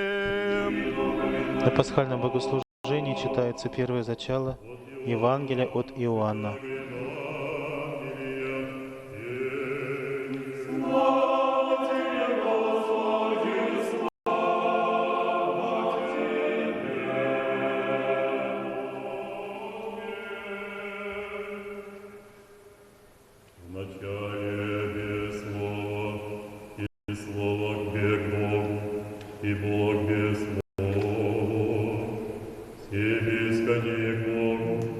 Тем выше из него ничтоже бысть, еже бысть, он живот тебе, и живот тебе, свет человеку, и свет во тьме светится, и тьма его не объят. Бысть человек послан от Бога, имя ему Иоанн, сей прииде во свидетельство, да свидетельствует о свете, да все веруем от ему. Небе твой свет, да свидетельствует о свете, весь свет истины, и же просвещает всякого человека, грядущего в мир. В мире мир, и мир тем быть, и мир его не позна. Во своя прииде, и свои его не прияша, и рите же прияша его даде им область чадом Божиим быть, верующим во имя его. Иже не от крови, не от похоти плотские, не от похоти мужские, но от Бога родившаяся. И слово плоть быть, и вселись явны, и видя ком славу его,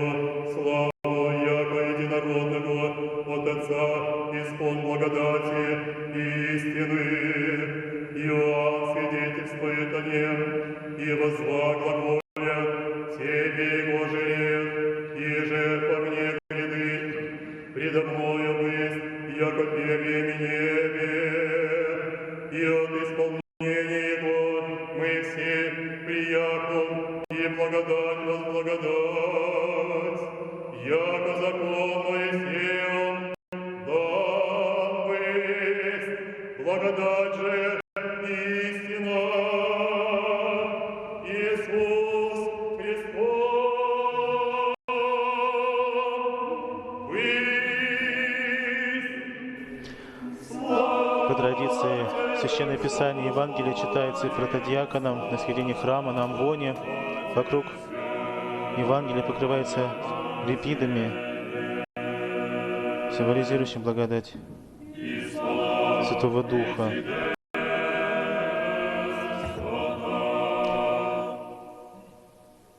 Евангельское чтение на праздник Пасхи, оно особенное, оно имеет глубокий богословский смысл. Это самые первые строки Евангелия от Иоанна.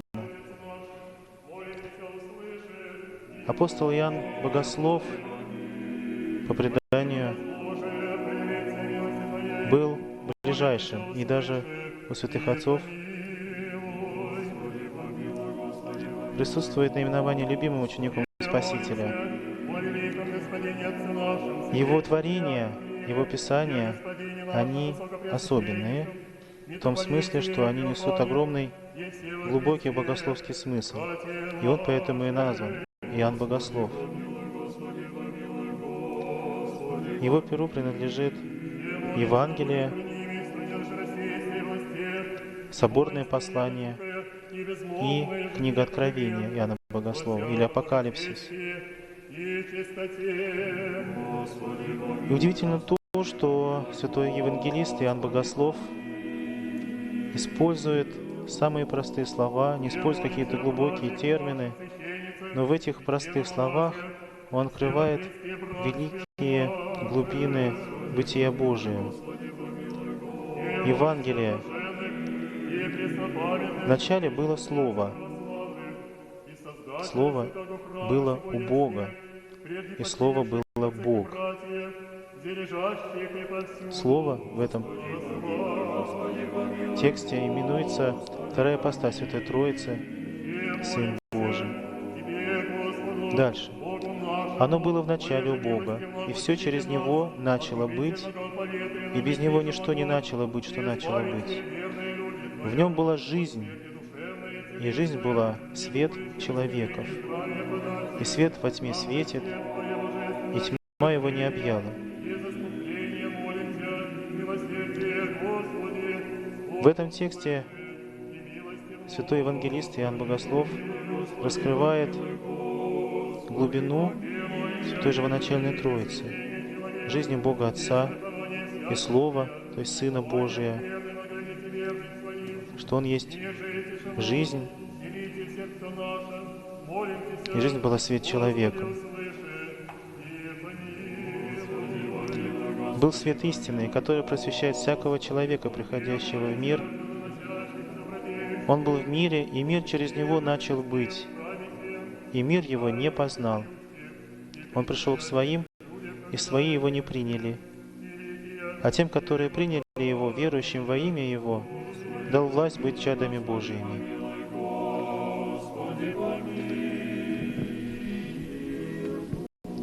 После прочтения Священного Писания дальше совершается последование литургии. Подходит к окончанию литургии оглашенных. Все совершается согласно уставу. Владыка совершает молитву. Не вниди в суд с рабом Твоим, и огради нас от губительного поветрия на недвижимого, пощади нас смиренных и недостойных рабов Твоих, в покаянии с теплою верою и сокрушением сердечным к Тебе милосердному и благоприменительному Богу нашему, припадающих и на милость Твою уповающих. Твое есть же миловать и спасательный Боже наш, и Тебе славу воссылаем, Отцу и Сыну и Святому Духу, ныне и присно, и во веки веков. Данная молитва была специально утверждена, написана и утверждена в священноначале нашей Якогда церкви поддержавою Твоею, всегда в храними, дни тяжелого Тебе поветрия, славу воссылаем, чтобы Господь Отцу и сохранил Сыну и Святому Духу, жизнь и здоровье нашим ныне людям, и близким. присно, и во веки Закончилась веков. литургия оглашенных. Это вторая часть Божественной литургии. Первая проскомидия, вторая литургия оглашенных, и вот начинается литургия верных. По уставу Тайно образующий же творящий Троица, Пресвятую церковному песнь припевающая всяко ныне житейская, последование отложим литургии имеет строгий попечение. канон. Поется И же херувимская херувими песня. тайно образующая, и животворящий Троица, Пресвятую песнь припевающая, всяко ныне житейская, отложим попечение.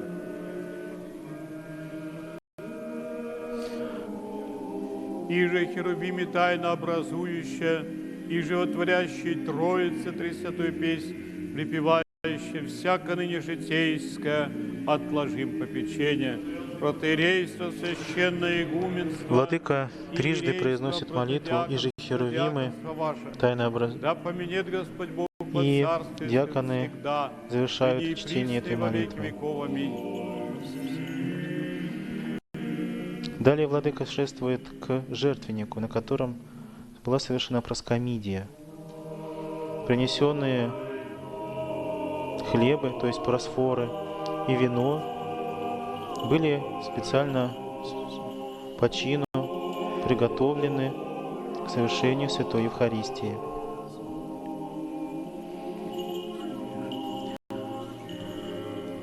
Владыка, подойдя к жертвеннику, совершает поминовение живых и усопших, сослужащих братьев. Этот момент действительно очень важен, потому что он имеет особенность при архиерейском служении. То есть, если служит один священник, то он совершает проскомидию лишь в начале богослужения, и потом только выходит уже с приготовленными священными сосудами и дарами на них на великий вход. А если служит архиерей, то проскомидия как бы повторяется. То есть вновь раскрывается в воздухе, и Владыка совершает поминовение и возлагает частицы из святых просфор на дискос. Дискос — это специально от жертвенника к престолу, шествуя сначала через диаконские или боковые двери к царским вратам, и там передавая приношение служащему владыке.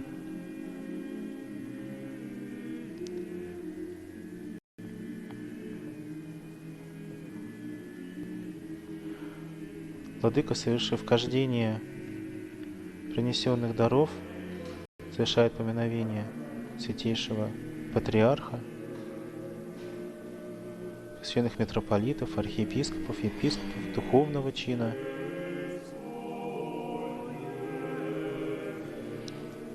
Сам Господь, Иисус Христос,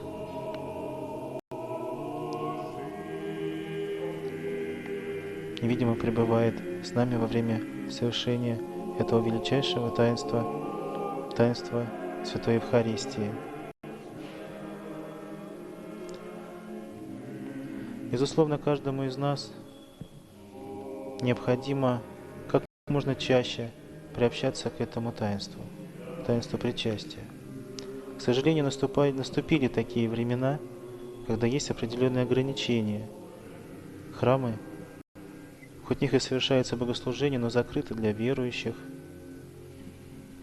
И многие даже в эти святые дни, Страстной Седмицы, Пасхи Христовой, не имеют возможности приобщиться ко святой чаше.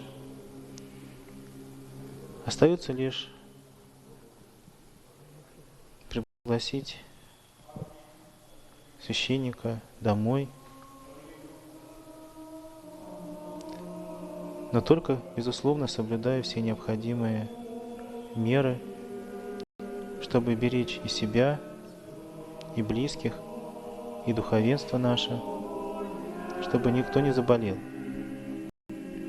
И, конечно же, молиться о том, чтобы время вот этого пребывания нашего дома, время того, что храмы наши не могут принять верующих, чтобы оно как можно скорее завершилось. Сейчас Великий Вход.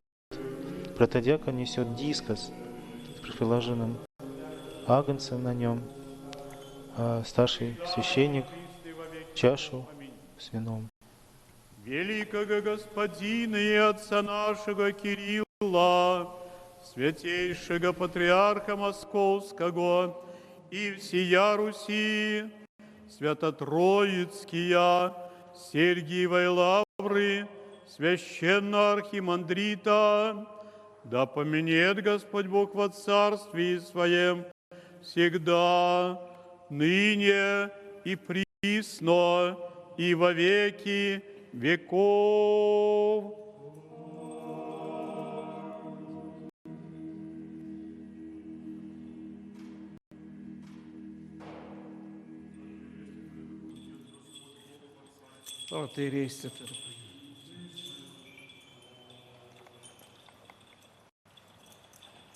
Благохранимую страну нашу российскую, властей воинства и я, преосвященные митрополиты, архиепископы и епископы, весь священнический и монашеский чин и весь причет церковный, настоятели и братья святого храма сего, жертвователей, благотворителей, благоукрасителей, поющих здесь, предстоящих и молящихся, вас и всех православных христиан, да поменет Господь Бог во Царствии Своем всегда, ныне и присно, и во веки веков. Совершился Великий Вход, святые дары перенесены с жертвенника на престол, и здесь уже будет сейчас совершено само таинство Евхаристии, святая анафора, претворение тела, претворение хлеба и вина в тело и кровь Господа нашего. Помяните меня, братья и сестры, кто им шаду содеет нам всякие жертвы наши, да исправит Господь стопы ваши, да придет вас Господь Бог под царствие своим всегда на неприсне во веки веков.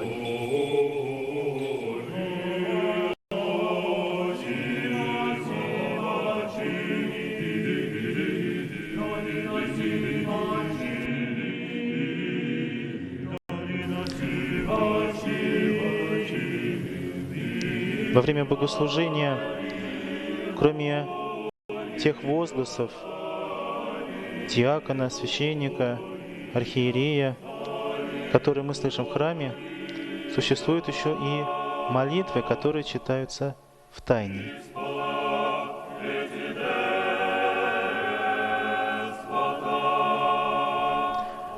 Это молитвы, которые записанные в книге «Служебник» для духовенства или «Чиновник» для архиерейского служения. В них содержатся особые прошения о Господу, о мире, о людях, о правительствующих, о том, чтобы Господь благословил нашу жертву, которую мы приносим Ему сегодня.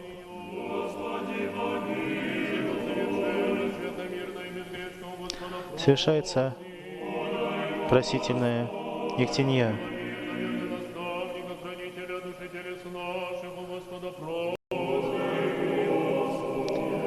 Особенностью пасхального богослужения еще является и то, что диаконы, выходя на амвон, в руках держат зажженные свечи. Это именно пасхальная традиция, на Пасху совершаемая. Она имеет необходимость специально готовиться к этим богослужениям.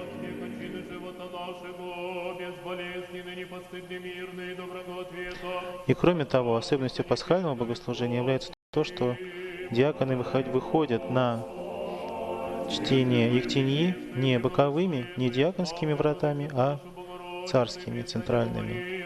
Со всеми святыми помянувши сами себе и друг друга, и весь живот наш Христу Богу предадим.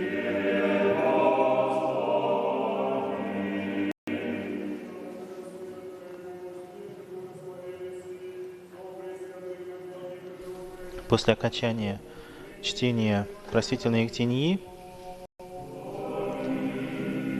будет пропет символ веры. Мир всем.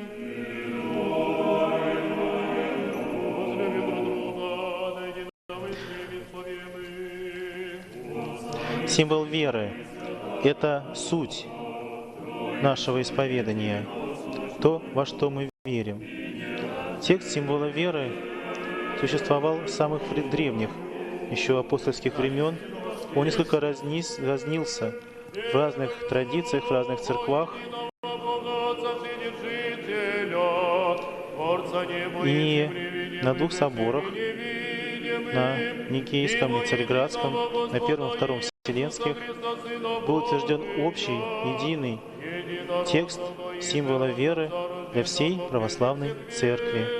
Свято Бога истина, от Бога истина, рожденно, несотворенно, едино, сущно, отсуившийся выша, нас ради человеки нашего, ради спасения шедшего с небес, и воплотившегося Духа Свята и Марии Девы, и вочеловечеся, распятого же заны при Понтице Пилате, и страдавша и погребенна, и воскресшего в третий день по Писанию, и вошедшего на небеса, и сидящего одесной Отца, и паки грядущего со славою, судите живым и мертвым, Его же царствию не будет конца.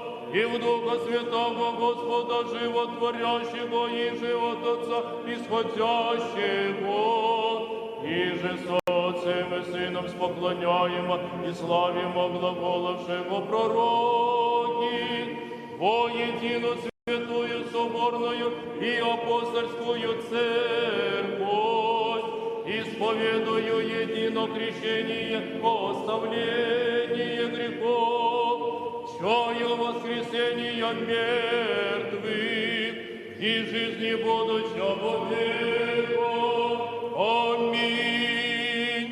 Станем добре, станем со страхом, вонмем святое возношение в мире приносите. После пения символа веры начинается евхаристический канон. Хор поет «Милость мира», жертву хваления.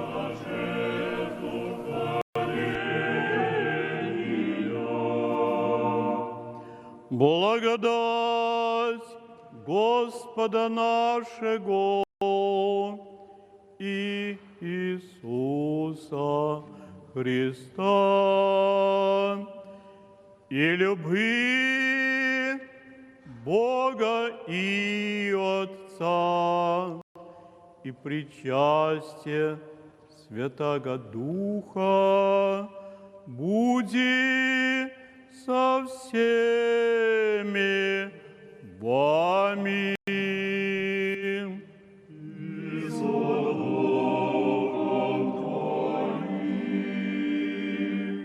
Горе имеем сердца.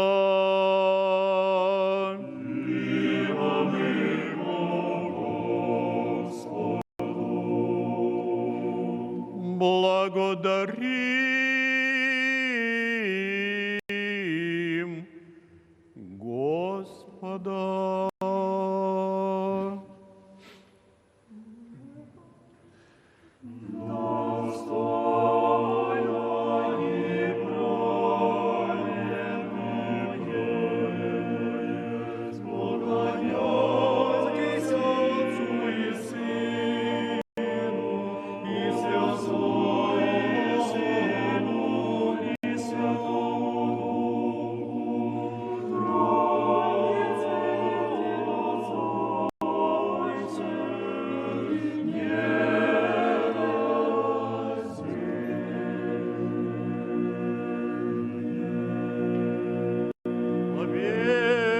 чудную песнь, поющее, вопиющее, взывающее и глаголющее.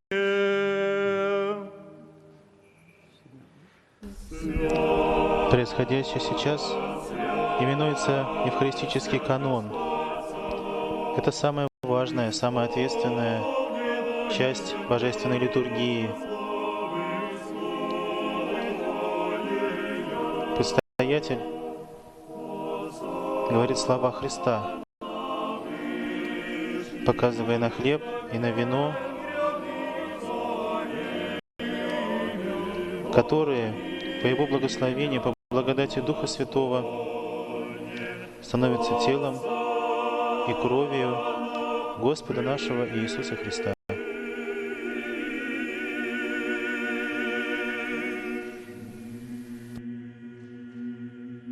Примите, ядите, сие есть тело мое, еже за вы ломимое восставление грехов.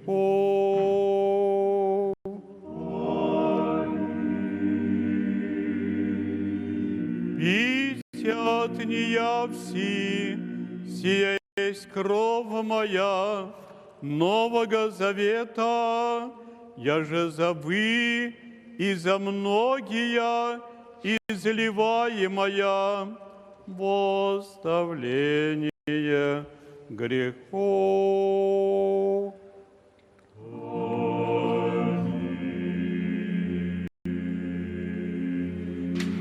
Твоя от Твоих Тебе приносящее о всех и за вся. Тебе поем, Тебе благословить, Тебе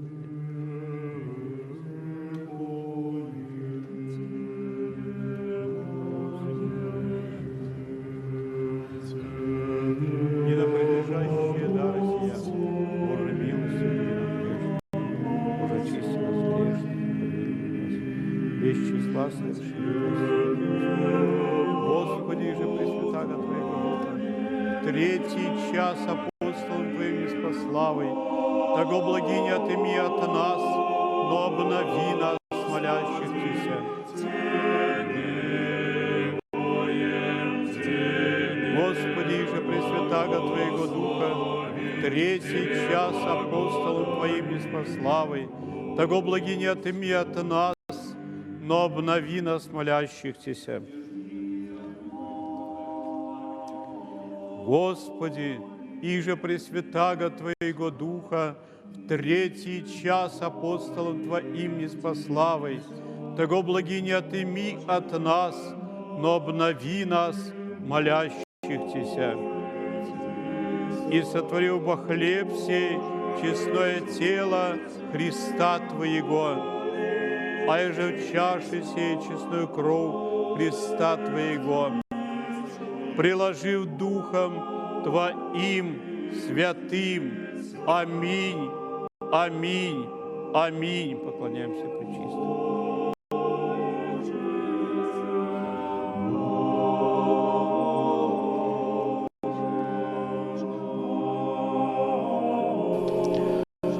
совершилось самое главное, самое страшное, самое великое таинственное событие — анафора, Святая Евхаристия, в котором по вере нашей хлеб и вино притворяются в тело и кровь Господа Иисуса Христа. И сегодня мы с вами, находясь у себя дома и имея возможность посмотреть трансляцию, видим, как это происходит в алтаре. Пресвятей, пречистей, преблагословенней, славней, Владычице нашей Богородице и Преснодеве Марии. Действительно удивительная возможность. Мы сегодня ее имеем, видеть самое святое, самое таинственное, что в алтаре происходит. Наверное, тоже как некое утешение всем нам сегодня, возможность вот так вот лицезреть, как совершается литургия. После окончания евхаристического канона совершается песня Пресвятой Богородицы. Предстоятель приглашает изрядно Пресвятей, Пречисти, Преблагословений, славней Владычицы нашей Богородицы и Преснодеве Марии. Если совершается обычная божественная литургия, здесь поется достойно. Если это великий праздник, то это поется за достойник. И сегодня вот именно за достойник, то есть Ирмос, 9-й песни. «Светися, светися, Новый Иерусалиме».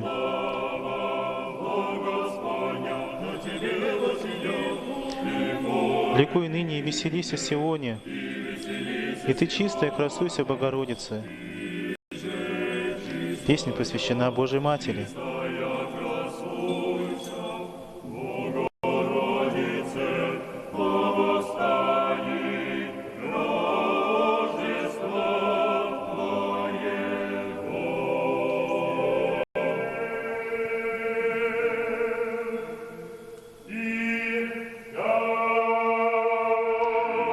После окончания евхаристического канона и поклонения Пресвятой Богородице совершается поминовение Святейшего Патриарха.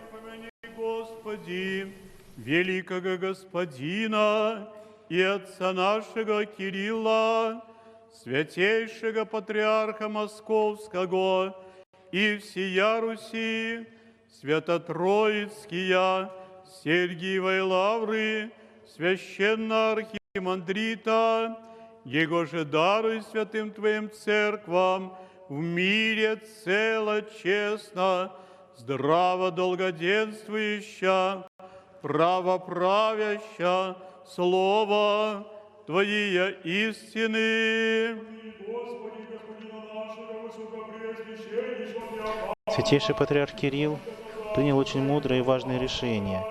В дни, когда многие наши соотечественники болеют, особенно, наверное, это актуально для жителей столицы, но касается и больших городов, в том числе и Казани.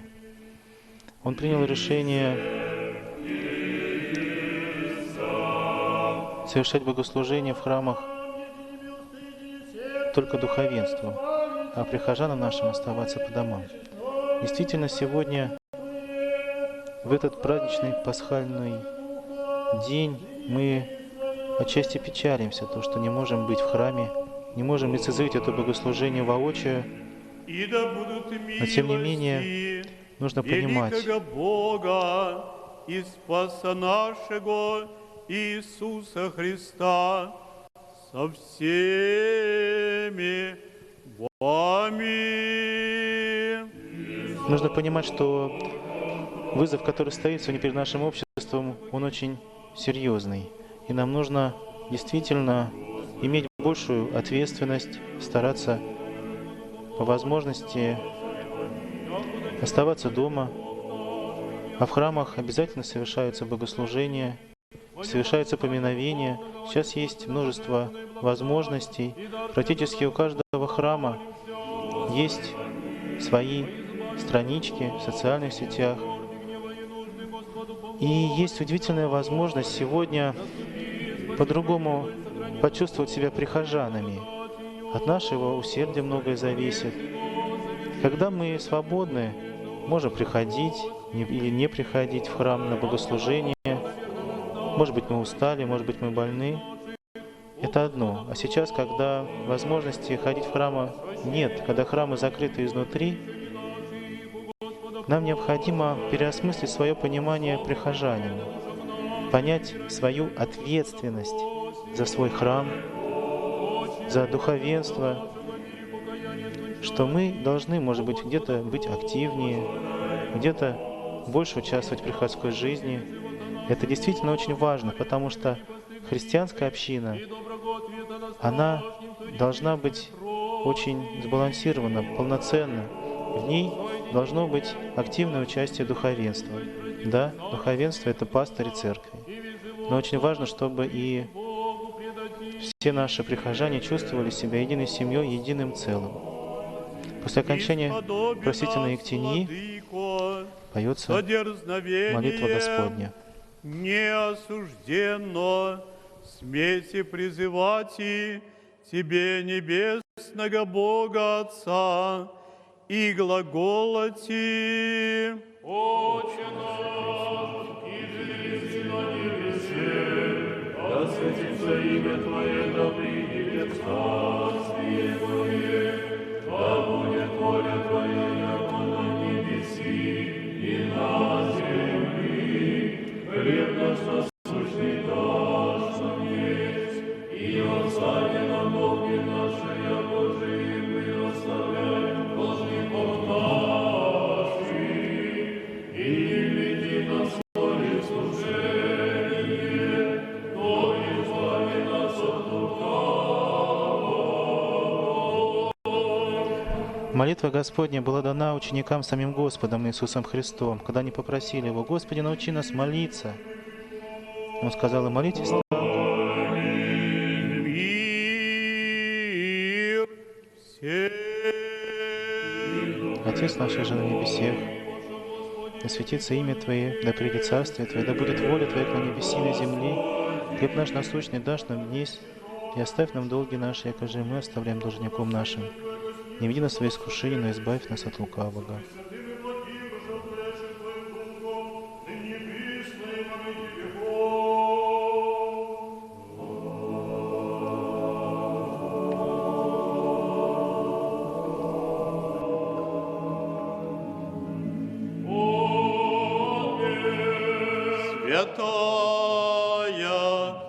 Святым. Святая святым, возглашает Владыка, при этом поднимает тело Господне, раздробляет его на 4 части. Святая — это святые дары. Это действительно святость. Святым, то есть нам.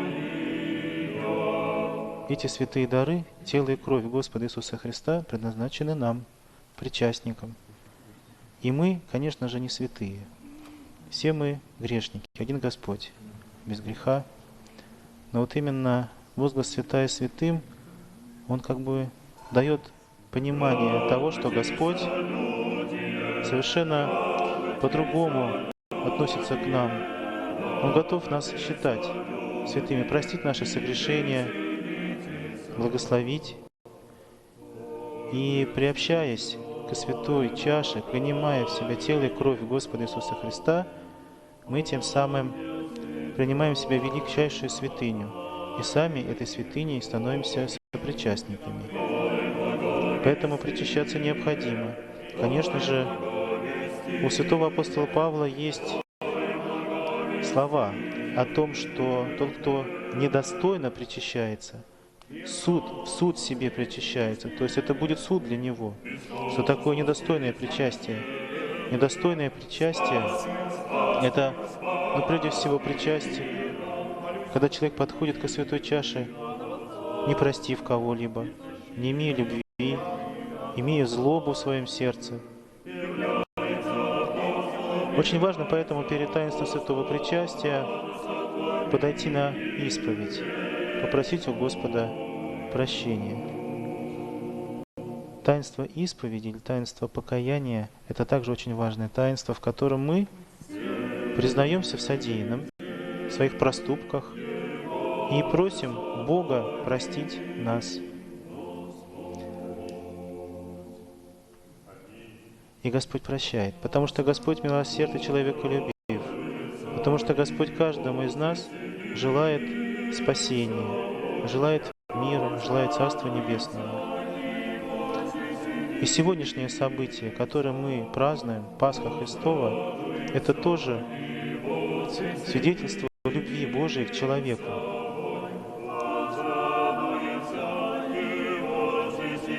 После грехопадения Адама и Евы человеческий род был обречен на проклятие, на смерть, на подчинение дьяволу. И человеческая природа не могла сама избавиться от этого проклятия, сама исцелиться. И Господь сам исцеляет нас. Для этого Он принимает такую же природу, как у нас, такое же тело, такое же естество, только без греха. У Господа были все естественные страсти, но не было страстей греховных. Он проходит путь, который необходимо пройти для спасения, для избавления от проклятия. Это путь связан и с унижением, и с сильной болью, и со смертью на кресте, и со светлым воскресением из мертвых. И этим путем Господь прошел и исцелил саму природу человеческую. Природа наша теперь имеет возможность преодолеть последствия грехопадения наших прародителей.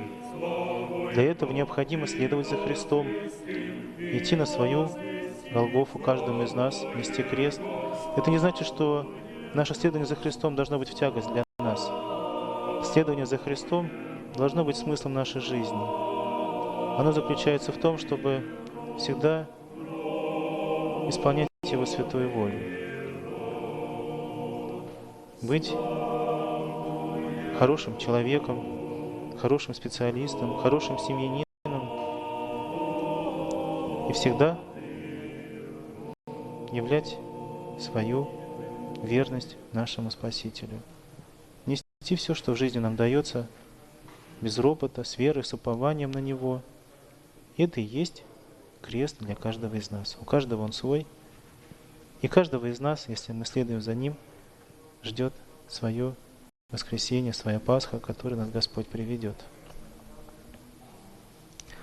Мы видим в иконах людей, которые во многом похожи на нас. Без греха один Господь, а все люди, жившие когда-либо, живущие ныне, все мы имеем согрешение. В проповеди нашего современника сказано, что рай наполнен не столько святыми, сколько кающимися грешниками. И святые люди, которые изображены на иконах, они тем и отличаются от нас, что они очень сильно трудились над избавлением от своих недостатков, согрешений и следовали за Христом, несли каждый свой крест. Спас в силах – это икона, как правило, в центре иконостаса, где Иисус Христос изображен в лучах славы. С одной стороны, это человечество Христово, а с другой стороны, это уже изображение вознесшегося Христа, который во славе окружен херувимами и серафимами. И в каком-то смысле эта икона «Спас в силах», она имеет вневременное пространство. Она показывает его и человеком, и уже судьей всего мира, который идет к нам, чтобы судить каждого человека за его жизнь. Сейчас происходит причащение духовенства в алтаре. И один из священников зачитает пасхальное поздравление патриарха Кирилла. Патриарха Московского и всея Руси Кирилла, архипастырям, пастырям, диаконам, монашествующим и всем верным чадам Русской Православной Церкви, преосвященные архипастыри, досточтимые отцы, всечестные иноки и инокини, дорогие братья и сестры, Христос воскресе! Милостью всещедрого Бога мы сподобились достигнуть светозарной пасхальной ночи и вновь радуемся славному Христову воскресению. Сердечно поздравляю всех вас, мои дорогие, с этим великим праздником и торжеством из торжеств. Почти 2000 лет отделяют нас от воспоминаемого ныне события, однако каждый год Церковь с неизменным духовным трепетом празднует спасения Господня, неустанно свидетельствуя об исключительности того, что произошло в погребальной пещере возле стен древнего Иерусалима. Весь земной путь Сына Божия от Его чудесного воплощения до страданий и страшной смерти на кресте является исполнением обетования Творца, данного некогда нашим прародителям. Бог обещал послать в мир того, кто возьмет на себя наши немощи, понесет наши болезни и спасет людей своих от грехов их. Матфея 1. Это обетование Господь подтверждал неоднократно через своих пророков. Этому обещанию оставался верен даже тогда, когда народ избранный отступал от завета и нарушал волю Создателя. В воскресении же Христовом явлена в полноте любовь Божия, ибо преодолена наконец смерть, последний рубеж, отчуждавший человека от истинного источника жизни. И хотя физическая смерть существует и убивает человеческие тела, она более не способна убивать наши души, то есть лишать нас жизни вечной в общении с Творцом. Смерть повержена, ее жало вырвано, пленил плен Господь и не сложил ад. У Бога не остается бессильным никакое слово. Воистину Он воскрес, как сказал. В нынешнем году народы земли проходят через особое испытание. Губительное поветрие распространилось по всему миру, достигнув пределов наших стран.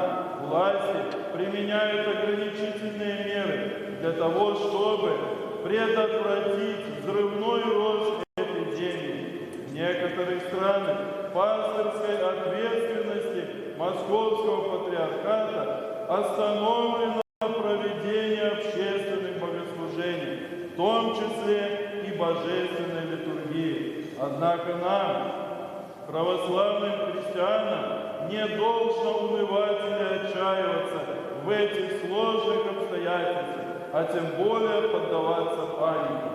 Мы призваны хранить внутренний мир и помнить слова Спасителя, произнесенные накануне Его искупительных страданий. В мире будете иметь скорбь, но мужайтесь, я победил мир. Иоанна 16 глава 33 стих.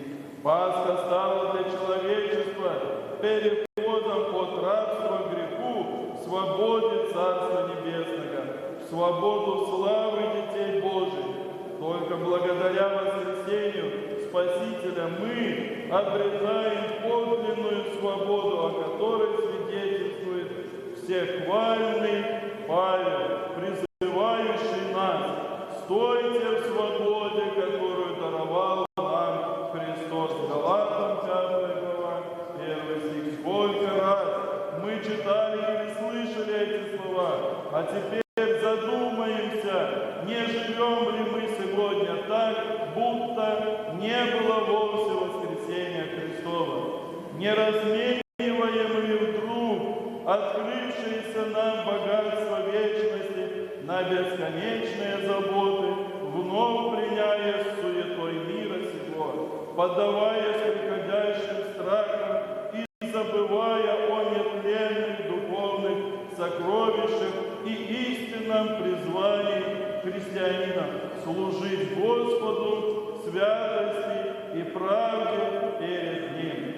Однако чистое и непорочное благочестие перед Богом и Отцом в том и состоит, чтобы по примеру, явленному нам Евангелие пастырем добрым, снисходить друг к другу любовью и терпением, помогать и поддерживать друг друга в испытаниях.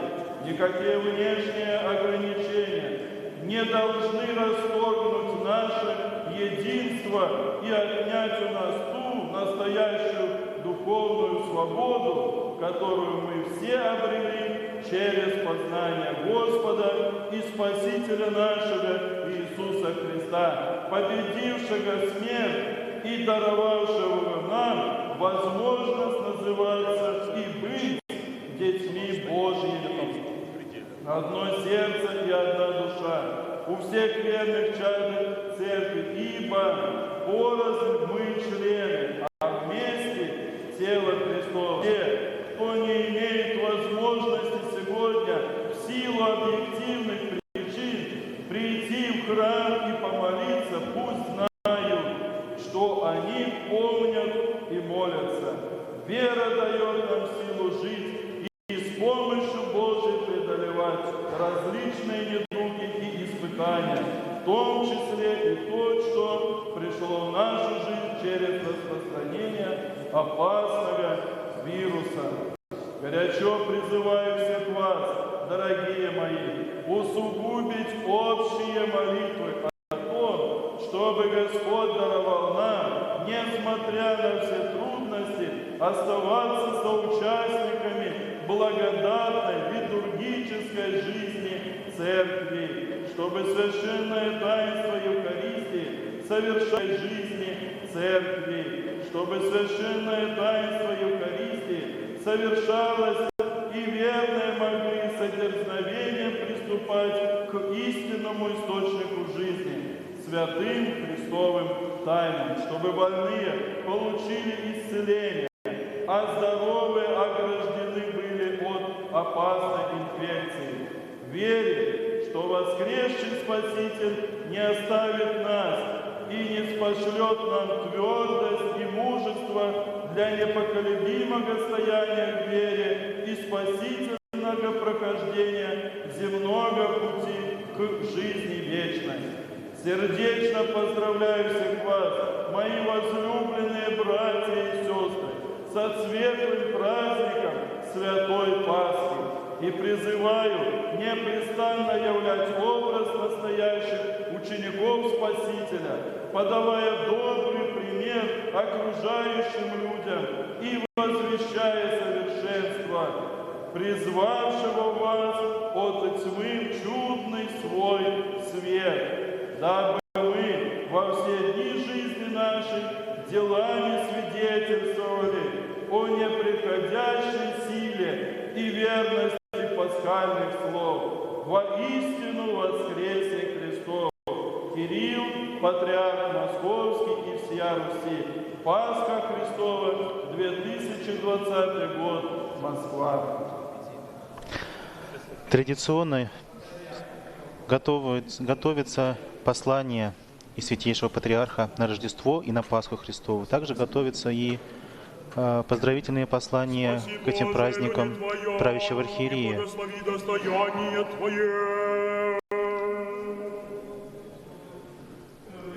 Сегодня было зачитано поздравление Святейшего Патриарха, а уже поздравление и обращение митрополита Феофана мы, пожалуй, услышим от него самого. Служба заканчивается. Святые дары после причащения переносятся с престола обратно на жертвенник.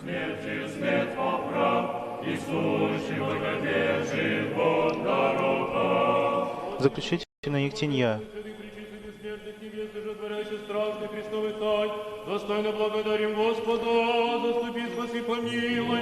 На свое место возвращается напрестольное Евангелие.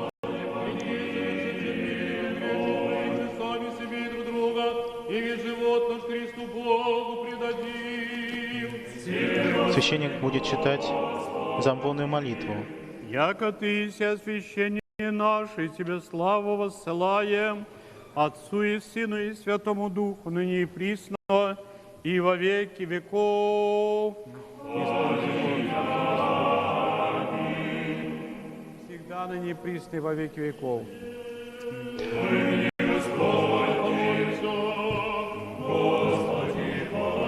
В традициях Древней Церкви замбонная молитва читалась, уже благословляя уходящих людей из храма. Так, выходите все. А сейчас С постепенным видоизменением церковного богослужения из храма люди выходят уже после отпуста, приложения ко кресту и осенения крестом.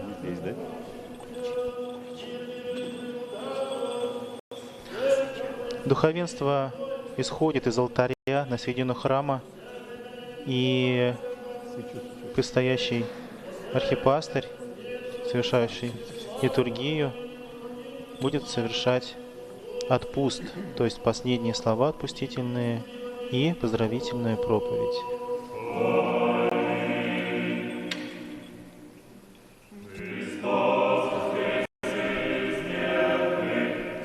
Многие песнопения обычного последования литургии в праздник Пасхи заменяются на пение тропаря «Христос воскресе из мертвых, смертью смерть поправ». Ну а сейчас по уставу совершается освящение хлеба, пасхального хлеба, артоса. Совершается кождение вокруг него и читается специальная молитва. Господу помолимся. Господи, помилуй. Боже всесильный, Господи вседержитель, еже рабом Твоим Моисеем во исходе Израиля от Египта и в освобождении людей Твоих от горькой работы фараонской. Акция закладь повелел Иси, прообразуя на кресте заколанного волю нас, дело деля акция, вземлящегося мира грехи, возлюблена Сына Твоего Господа нашего Иисуса Христа. Ты и ныне смиренно молимся, призри на хлеб сей, и благослови, и освети его, ибо и мы, раби Твои, в честь и славу, и воспоминания славного воскресения Тагордия Сына Твоего, Господа нашего Иисуса Христа, им же от вечной работы вражия и от адовых нерешимых разрешения свободу и приведения улучихам пред Твоим величеством ныне во всесвятый сей день преславной и спасительной Пасхи, сей приносим нас, Боже же, сего присносящих и того лобзающих, и от Него кушающих Твоему небесному благословению, причастники быть и сотвори, и всякую болезнь и недух от нас Твоей силою отжени, здравие же всем подавая, Ты бы еси источник благословения и цельбам податель, и Тебе славу воссылаем, безначальному Отцу с единородным Твоим Сыном, и пресвятым и благим и животворящим Твоим Духом, ныне и присно и во веки веков. Пасхальный хлеб или святой артос освящается на пасхальном богослужении. Затем эта святыня, она носится в течение всей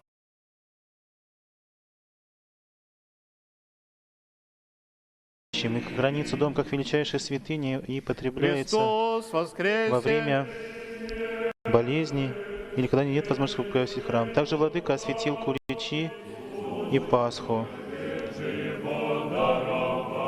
праздничный отпуск. Христос воскресе из мертвых, смертью смерть по правой, сущего в гробе живот даровавый. Истинный Бог наш, молитвами пречистой Своей Матери, и же во святых Отца нашего Иоанна архиепископа Константина Града Златоуста и всех святых, помилует и спасет нас, всяко благо человек любит. Христос воскресе! Христос воскресе! Христос воскресе! Воистину воскресе, дорогой Владыка! Поздравляем и мы вас с празднованием Пасхи Христовой. Мира, здоровья, света всем вам. И сейчас будет праздничное поздравительное слово митрополита Казанского и Татарстанского Феофана.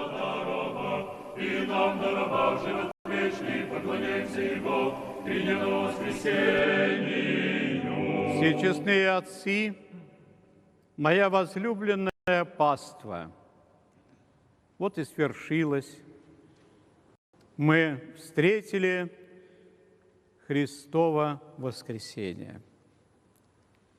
И я надеюсь, что были вы вместе сейчас с нами душой, ибо Бог, Он безвременен, без места, Он вечен. И непременно Господь видел нашу совместную молитву. Еще раз я приветствую всех вас в ваших домах вечным, радостным, спасительным приветствием. Христос воскресе! Воистину воскресе! Я сердцем почувствовал, как и вы, вдали от этого храма мне ответили: воистину воскресе Христос. Берегите веру, храните традиции отцов своих, не ходите по колючим и грязным полям, ходите дорогой чистой и благословенной. И пусть Господь, воскресший, Своею благодатью коснется ваших сердец, войдет в ваши дома, благословит ваших близких. В эти непростые времена утешит болящих и поможет тем, кто скорбит об отшедших в мир иной. И для них сегодня радость, ибо Христос воскрес, и все мы воскреснем со Христом. Еще раз поздравляю всех вас. И вот при всех говорю, чтобы все вы видели, слышали. Я приношу благодарность нашей телекомпании ТНВ, руководству компании, но и, конечно же, руководству республики за организацию этого прямого телеэфира, который помог нам вместе быть молитвенно. Да хранит Господь великую землю русскую, народ наш, наш любимый Татарстан и благословенный град Казань. Христос воскресе! Воистину воскресе! Воистину Христос воскресе! С праздником! С праздником сердечно поздравляем вас. И мы, дай Бог всем здоровья, сил, терпения. Действительно, времена непростые, но с верой, с упованием и с этими радостными событиями, со встречи праздника, светлого праздника Пасхи Христовой, появляется новая надежда, новая вера, что все будет преодолено, все трудности, все испытания. Хотелось бы, чтобы мы с вами извлекли уроки из всего происходящего, чтобы больше любили храм, больше любили общественную службу, возможность свободно приобщаться к таинствам церкви, больше любили друг друга, были терпеливее друг к другу. Мира, любви, здоровья всем вам, дорогие мои. Сердечно вас поздравляю с праздником Пасхи Христовой. С вами работал, смотрел службу протоиерей Алексей Колчерин, ваш комментатор. Мира, здоровья, любви. Христос воскресе, дорогие мои.